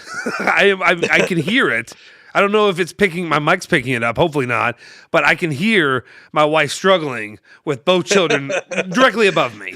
Like literally bath time, all that happened. Well, they were another floor up for bath time, but I heard them come down, and now I heard her trying to corral him into the bedroom, and it's a disaster. It's a disaster, but I appreciate her for letting me do to the in-laws, man, or the parents. Yes. Exactly. So the grandparents are taking care of it. I got a quiet house right now, aside from a cat hacking at the game. So I was listening to Jackie Grossman for a little bit. So he was the guy that was steering the ship. He was a workhorse for us. He was. He was steering the ship, carrying the ship, building the ship, whatever you want to say. That field of 68 is not enough. Not enough for him. He's got takes it. He's got opinions. So what about James Black? What about I know Nikki V's working the restaurant. I'm looking at some of the other. I guess is Ethan or Taylor on post game tonight? Do we know that? I think it is Ethan. I'm pretty sure it's Ethan. I'm looking at the promo sheet, so he's got a late one for him. He's probably going on a walk or something right now, so he probably has no desire to watch this or anything. I took Chris Hatfield's bets, by the way. How am I doing on that? He put out on rebounds and point total, so I was trying to see which one I should go with on that. Good follow, by the way, captain by Chris. He gives you out some good picks. So let's look at the box. What happened to his main account? Did he get blocked? Did he get banned? Did he just do it himself? I don't know. Do we know what happened there? Okay. I don't know what happened there. Every time I see, I want to transfer Olatovich. Blankenbaker has planted that in my mind. Every time I see him in there. Let's see. Okay, yes, we're doing good. Yes. We're good. We just need a couple more rebounds, and we are good. Oh, my God, Chris Hatfield, I need to Venmo you some money, buddy, because you have hopefully I don't want to jinx it. I'm not jinxing anything. I'm stopping that sentence right there. What else is going on? We got 51-33, Sky Clark. There he goes. Jerry Eves is happy about that one. He says he's got to shoot the ball 20 times. And he's right there. So now it's down to 16.1. So you all are all on streaming, too, so I'm not – I'm so thankful because I was worried because I was talking at the beginning of this. I didn't know how. I thought it was going to be a mess because in my experience, I've done soccer. And I've done it with two other guys who live across the world. One's in Toronto and one is in Italy. And so we watched the games together. And how did you all become friends? I started writing because it was during COVID, during 2020, and I was like, I just wanted to get into this kind of stuff, and like I always listened to this, and I was like, Italian soccer is my passion. This guy was starting a writing format, and then I talked to him into starting a YouTube channel, and that's kind of how we more did it as partners in like a business that we were doing, just trying to get the ball rolling, but It worked pretty well, but the problem is he'd watch it. He's got like days in whatever in Italy, so he'd be like a minute ahead every time, and I'd be streaming it. Somehow with this YouTube TV, we all seem to be pretty linked up. Like as you're calling the three there, or as you're calling the deuce by whoever it was, Curtis Williams. Yeah, it was right on the money with me. So this could work out. This could actually. I thought I was a little bit nervous about us doing this from different locations. Okay. The YouTube platform is phenomenal. I mean, I don't know if you all have the 4-game format on there. You good? Breathe. Breathe. Oh, God. Soforo was more excited. He realized he's bald with a beard. It's an exclusive club. Okay. I literally, it's not that exclusive, guy. I appreciate it. Not that exclusive. A lot of January Sixers had that look. Hey, your anniversary's coming up Saturday. How you celebrating? It is. I got to find somewhere to storm a Denny's. I'm recovering from COVID right now. So I made it 4 years without getting COVID. Oh, Nick, so this is your first time? Okay. This is my first go. So it wasn't great. My youngest had to go to the hospital. He had he got croup. Is that what it's called? Croup, CROUP. It sucks. He can't breathe at night. So my wife had to go there at 3 a.m. and do that while I had the other kid. 20. Yeah. Well, I'm glad. Hopefully, is everybody doing better now? Yeah, we're all good. It's just the flu. That's for Kern right there. Oh boy. So what's going on with this Epstein stuff? Have I missed anything in the last hour? Okay, here we go. I'm Thank you. Stuff right now. Thank you. I wanted to talk about this. Jack had no interest. No interest in talking about Epstein. Shocker. Right. So I don't know a ton about it. So I'm reading some stuff. Did you ever meet anybody famous when you were at Jeffrey? I met Michael Jackson. Oh, really? And where was this at? His house in Palm Beach, at Jeffrey's house in Palm Beach. Okay, so Michael Jackson was there, which I thought maybe he would have. Let's see. Yeah, thanks, Kristen. So wait, who said this? I'm getting screenshots from the group chat. Oh, wait. Not my other group chat, my side piece group chat, not the one with us. Your Epstein friends. Yeah, yes, they apparently know a lot about it, more than I do. I need to watch a Hulu documentary about it and see what else is going on. I mean, it's just they just fuck. This game, this team, this game. Yeah, and by the way, so you all have been on this. Have you had the volume up at all? No. We've Corey Alexander. We've had people fill us in. Okay, so Corey Alexander. Sorry, I'm all over the place. Epstein to Corey Alexander. Probably didn't have that on your bingo card. But, I mean, just the things that they keep saying. It's like, you know, in College Game Day and they do the behind the scenes and it's the nice gesture of Lee Corso and Kirk Herbstreit, doing their prep before the big game that's coming up. Or Chris Fowler there. It feels like for college basketball, they just were given 5 talking points and they regurgitate them every game. It's utterly amazing. Yeah. I've never seen anything like it. I saw Eric Crawford put something out and said, things that are not a factor in Louisville basketball right now. One, anything that happened in prior years that have no bearing on this team's ability to defend and run basic actions, run offense. 2, anything Kenny Payne did at Kentucky. It's great that he helped change lives, but it doesn't matter how that product on the court right now. Yep. 3, the fan base is not to blame for where the program is now. When the fans feel like they give reason to rally, they will rally. Until then, they can't affect blockouts, closeouts, ball reversals. I have so many are staying away from the games, but that's absolutely their right. The one thing I will say is the factor is that no one will listen to injuries. Not saying the results would be much different with the team with full health, but I do think this group misses J.J. Traynor, but that's part of the game. Also, by the way, I want it to be known, I think this is going to be the new talking point. I think this is going to be a new talking point. Which is? Which one? Injuries are going to play a role in this record.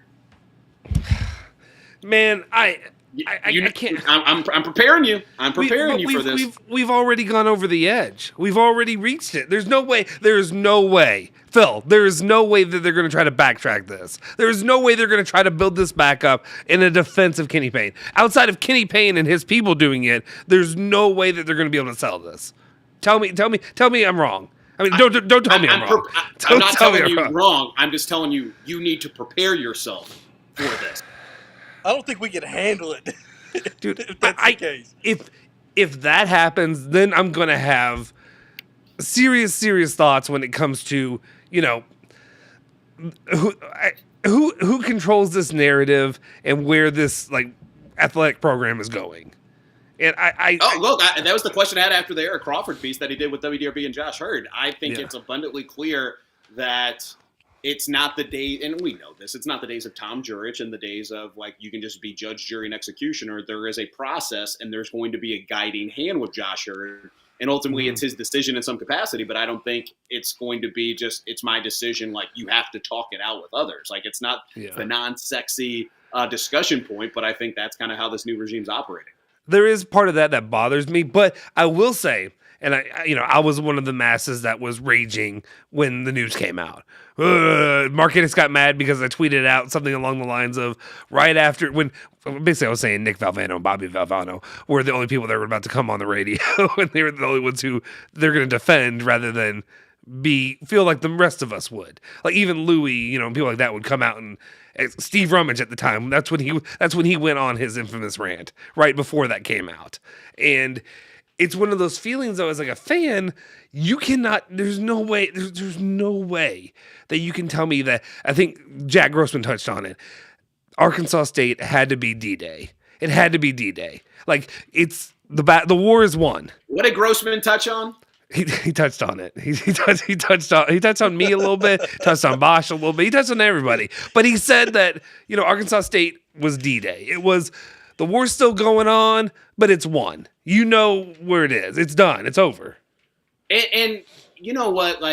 The thing, and you've seen glimpses of it this game, and with Caleb Glenn getting more playing time, and look, if he gets more playing time, I don't think it's really going to change a difference at all for the record. But there's glimpses of when some of these younger guys have been in key pieces where it's okay, you can see there's growing pains and whatnot, but just the not getting back, just leaving up open shots defensively, it's just I've just never seen anything like it. And I know Josh Hurd, and I want to react to the game, but I feel like the glaring conversation that is going to continuously be out there is just, okay, win. That's all that you can do now. And then it's unfortunate because it's their offense runs through Brandon Huntley Hatfield, who has improved and probably just missed. I think he was actually blocked right there. What? You didn't see this. Josh Jamison actually just got really animated, so that is a first that I've seen right there, minus him giving the stoic look to Zane Payne during a timeout on something. So I thought of you and your love for him on that. What happened? Okay, what happened with Zane Payne? Did you see the point where? Okay, because they zoomed in on it and everything, and they gave him a decent amount of airtime of when he was going to the bench and a bit of fighting. Bosch, he's gone. He'll come back. He's done this a few times during the stream. But I just was that was odd for me, and that's part of the game we're playing here by doing the live stream, by talking this out. I can't hear what they're saying. I can't. It may have been a nothing burger, but it was just very odd, and there was a lot of angry conversation going on with Zane Payne and some of the coaching staff. It's something I have no idea. I had it on very low, so I just saw him talking, but I have no idea what was discussed there. So that'll have to be on the replay tomorrow when we have it on. Yeah. Curtis Williams, look, he's just going to keep pulling it right there. So 64-45. Yep. Louisville is down with 5:12 to go in the game. Look at me sounding like a young Nick Hearn or Paul Rogers. God bless Paul Rogers having to get that. Hazard pay with that. By the way, did you see the lady in Vegas? They get spear tackled, the judge. No, I didn't see that. Oh, this is great. Okay. Go to Blankenbaker or Ennis's Twitter. Can we share it on the screen? Actually, I may pull it up. If I can, I will. Let me see if I can do it. It says I can share. This is great. So this guy's a judge. And this lady's a judge, and this dude just tackles her like freaking Palomalo. Okay, yeah. You found it? I didn't look. I thought you were going to pull it up. Sorry. Okay. No. I'll do it. I thought you found it. Okay, so share screen. Mm-hmm. Open system. Okay. Would like to record this. Okay. Is it going to let me? Okay. If not, share. I can.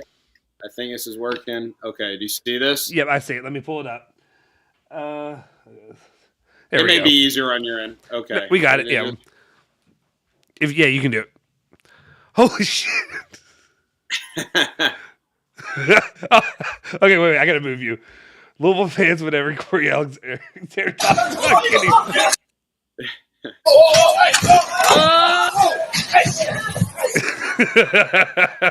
That's fantastic. All right. That's good. All right, I gotta exit this out. I'm trying to exit out. Okay, you're good. You're good. Okay. Let me. Crap! I gotta reset this. How do we do this? It's been a while since I did this. Let me throw. Okay. I'm gonna take Phil off real quick. All right. Take me off. And then I don't know what happened there. Okay.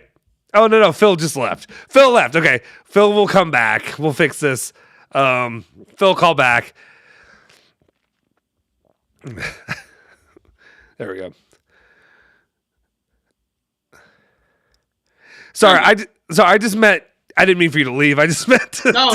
You're good. I was toying with it. You're all good, man. Yeah, that made it clear. Like I said, this is a learning process, guys. But we're having a lot of fun doing this, and we got the StreamYard we can work with and toy with that. Yeah. So we got some accounts there. So you got Ethan on that. You need. I want to do something with Lawrence and save that for the mixtape, where he just basically has the ability to just like go on a rant and like send me like a cameo, and I just like give him a Raising Cane's gift card for. Once a week or something like that. There's something there. No, it's funny, and I'm seeing Coop chiming in on this stuff, but man, Corey Alexander having some fun with that too. It's just the head patting. I know Double D said this. It's just the head pats are just astonishing. Like they think this is okay. Like I'm just like I've been patient.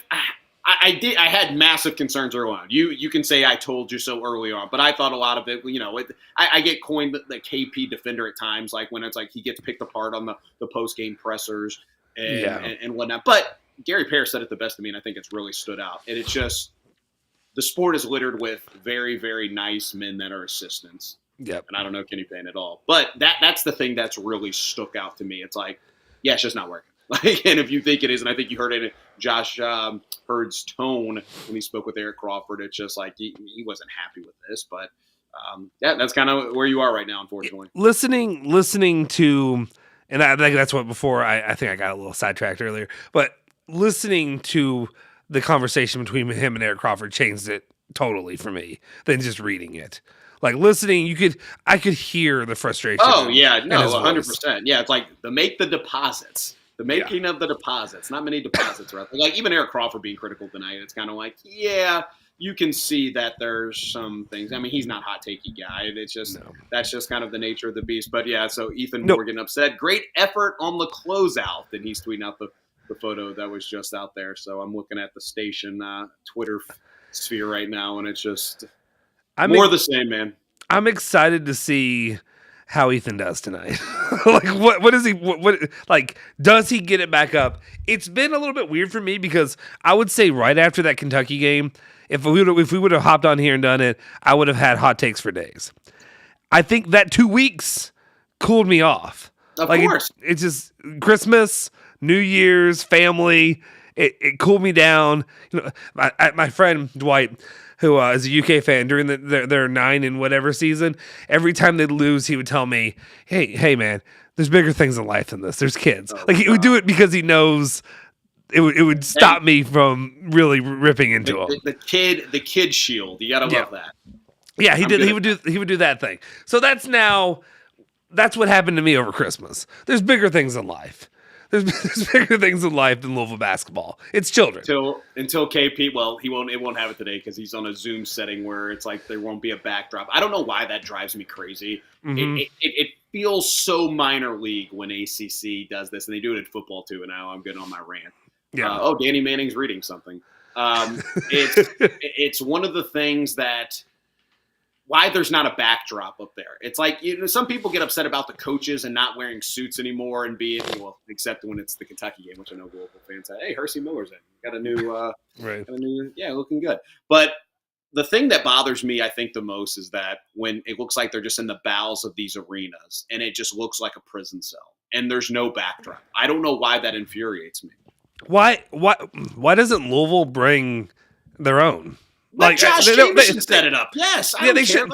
Equipment manager. Like, I literally have a black and white, fold up round thing that you can pop up behind me if I need to, that I used a couple times when I was doing like this video stuff. It takes no effort to bring something like that and throw it behind interns or somebody. Make BHH hold it behind junior reporters. Yes, what Charlie Strong has clamored for. Yeah, do that.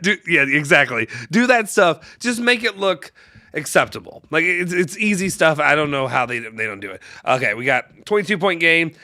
This is what it's been for this stream. And I pray to God, I'm telling you guys, this is not what the future of like watch-alongs are going to be, but it is going to be. We needed it for the Gator Bowl. That's when we needed it. And I loved Ince, and they're my people, but they were just like, Phil, set it up. I'm like, Ince, you have a cell phone. You can set it up as well.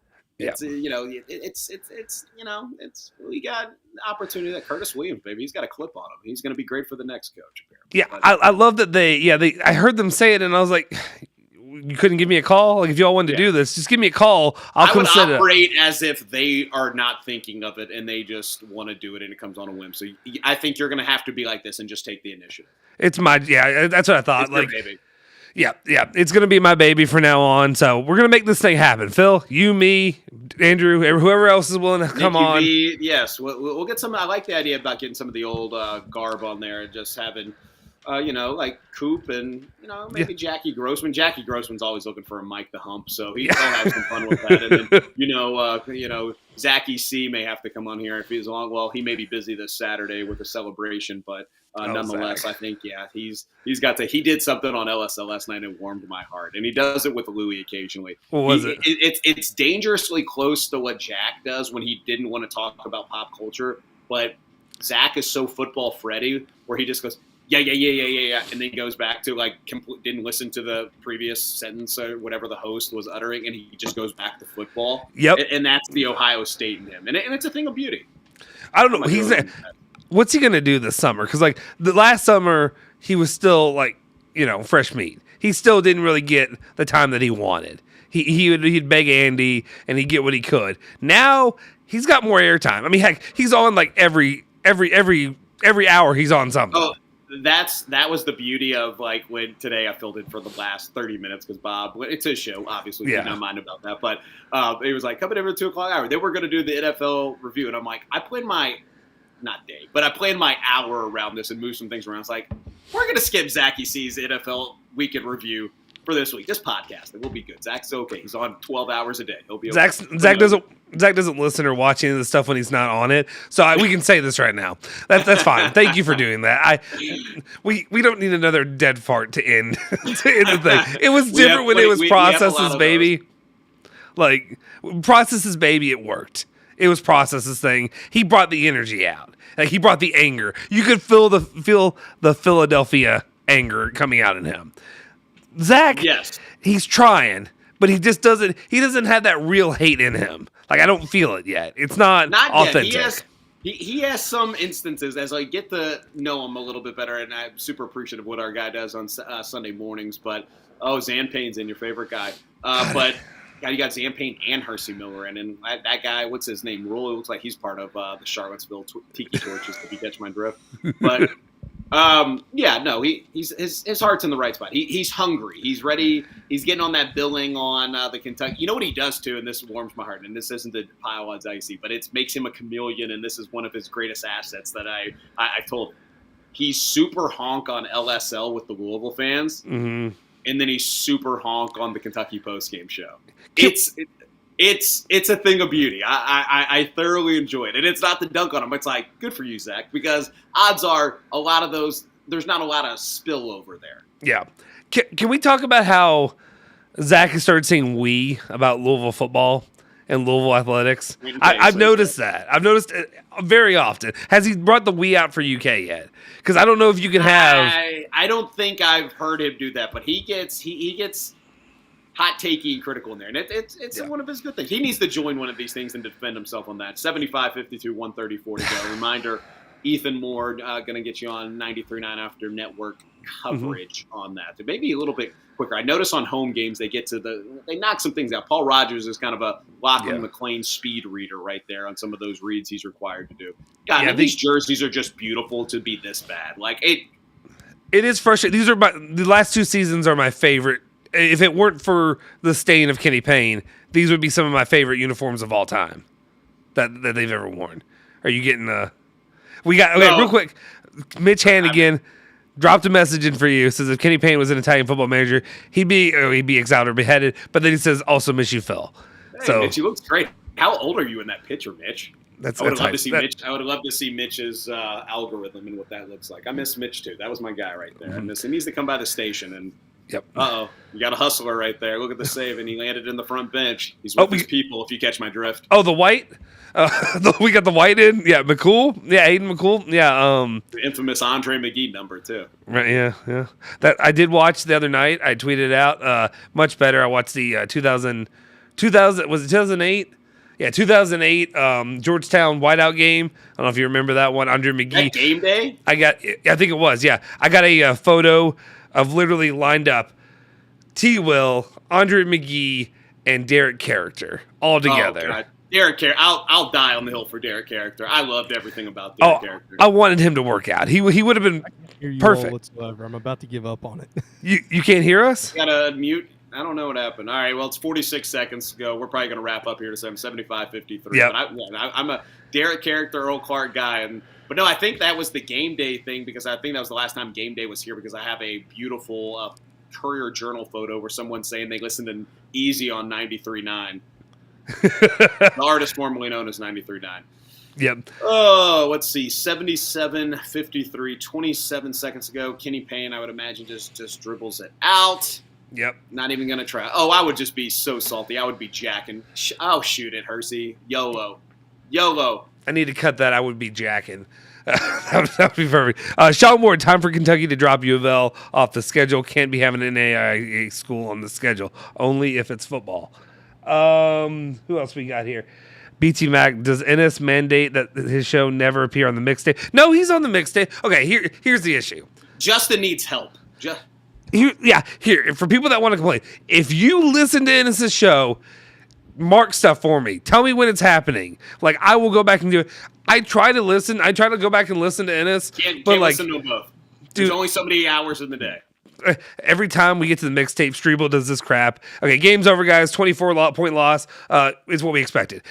We're just going to talk about this. Just real quick before we wrap it up. Every Friday we get to the mixtape, Strebel does this thing. Thanks, James Black. Thanks, all these people. Thanks. And James Black does. He's the only guy who helps me. But, like, he'll cut a few things. But, like, at this point, I'm the only one doing everything on the mixtape. Nobody else is doing this. Like, nobody else. Strebel does it. I don't think Strebel, and I don't mean this in a bad way, he preps throughout the day, but he gets there, like Dominic Toretto 5 minutes before his show because the guy has 20 jobs.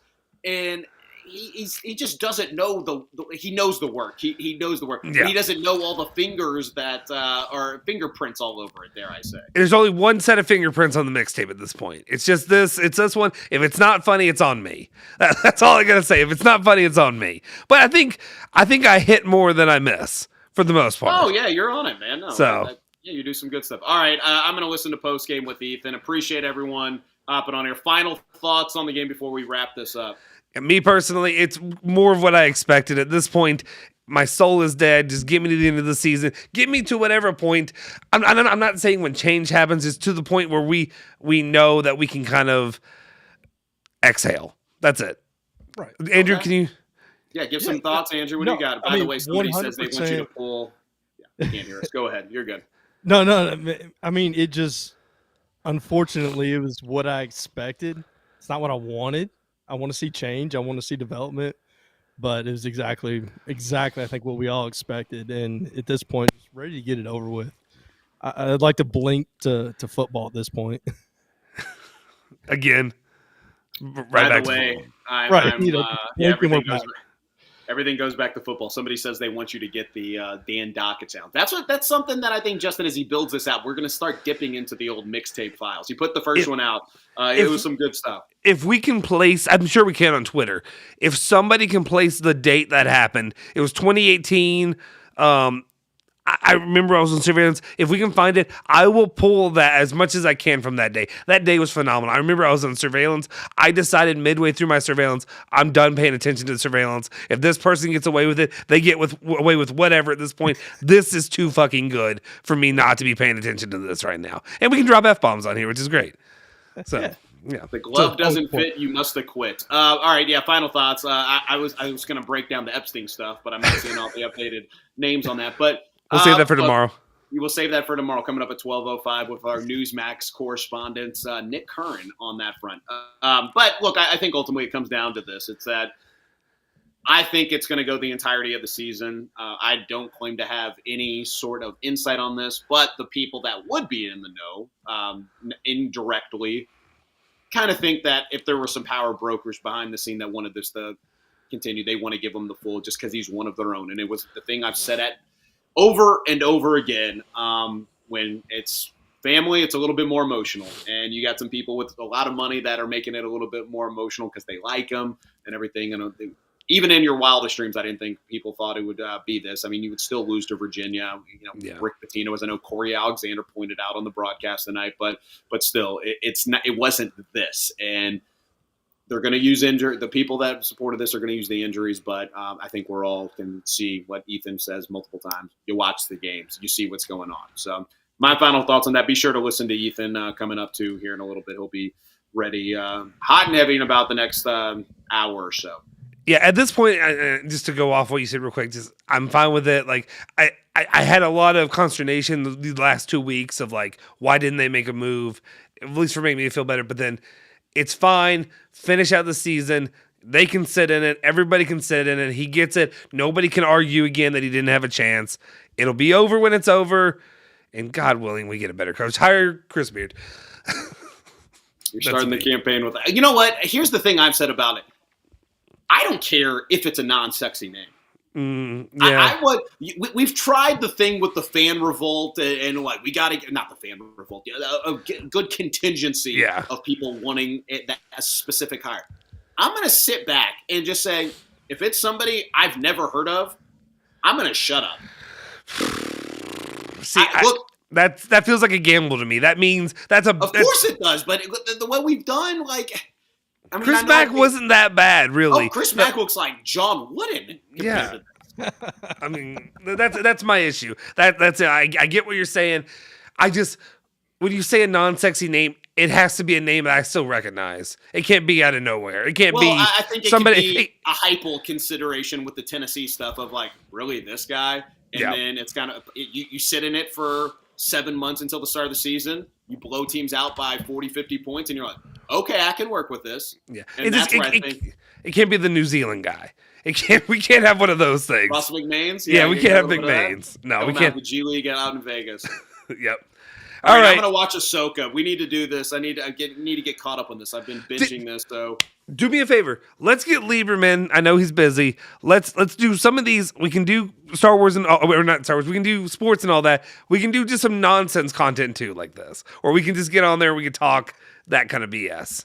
You going to do a shirtless thing with Nick Valvano and have it kind of like the Glenny Balls thing of Barstool? We're just going to jack that thing? I do have a friend that could actually be more the Glenny Balls. He was actually on the podcast, the Now We Can Talk Like Clay Travis podcast that we did from the beginning, and he would have been perfect. We were going to have him have to sit out for a little bit, and we're going to just put him in the background, shirt off, eating ice cream or whatever, like you said, and that's what we were going to do until he earned his time back. But I wouldn't hate that. We also are going to have an Italian show. Just all Italians, just doing Italian stuff. So we'll see. All right. I'm gonna get out of here. I'll see you guys tomorrow. Appreciate it, Justin. All right. See you, Andrew. See you guys. Yes. All right. I'm gonna go ahead, Andrew. If you can you can sit with me if you want just for a sec. I'm just gonna close this thing out and then we're gonna get out of here. Okay. Or if you want to just, if you want to just fuck off, Andrew, you can fuck off. That's fine. You can leave. I'm totally in for this, man. You know, That's what you want to do. And I'm sorry for people I do cuss. I apologize. I'm here, man. Okay. All right. That's all I just wanted to do is just wrap this up. Thank you guys so much once again for everybody who turned out, all the comments, all the likes, all the subscriptions, all the other stuff. It was a blast hanging out, getting through this basketball season for what it is once again. This probably would have been a lot more interesting if we did it last season because all that anger, that fire came out game in and game out. There's still a possibility here. Give me a couple more games that it's going to come out again, but we're going to have a long way to go. But anyway, appreciate it. This is new. This is something we hope to build off of. If you could, share it around, let people know, subscribe, follow, whatever it is, Twitter, Instagram, all that good stuff. You can follow us. Follow me at Justin Soforo on Twitter. Follow him at Andrew Bosch. Of course, you know Phil Baker at Phil 200_Baker. Jack Grossman. I think it's just Jack Grossman. I'm pretty sure, right? Something like that, I think. Or Jackie Poo 69. Whatever it is. Jackie Poo. But again, I can't stress enough, the algorithm, whatever it is, that all helps out. And the more you like, the more you subscribe, the more you share, the more it'll help us. That's all we ask. Free content. Thank you guys once again. Enjoy the post-game show with our guy, Ethan Moore, here in a little bit. Like, subscribe, hit that fucking bell.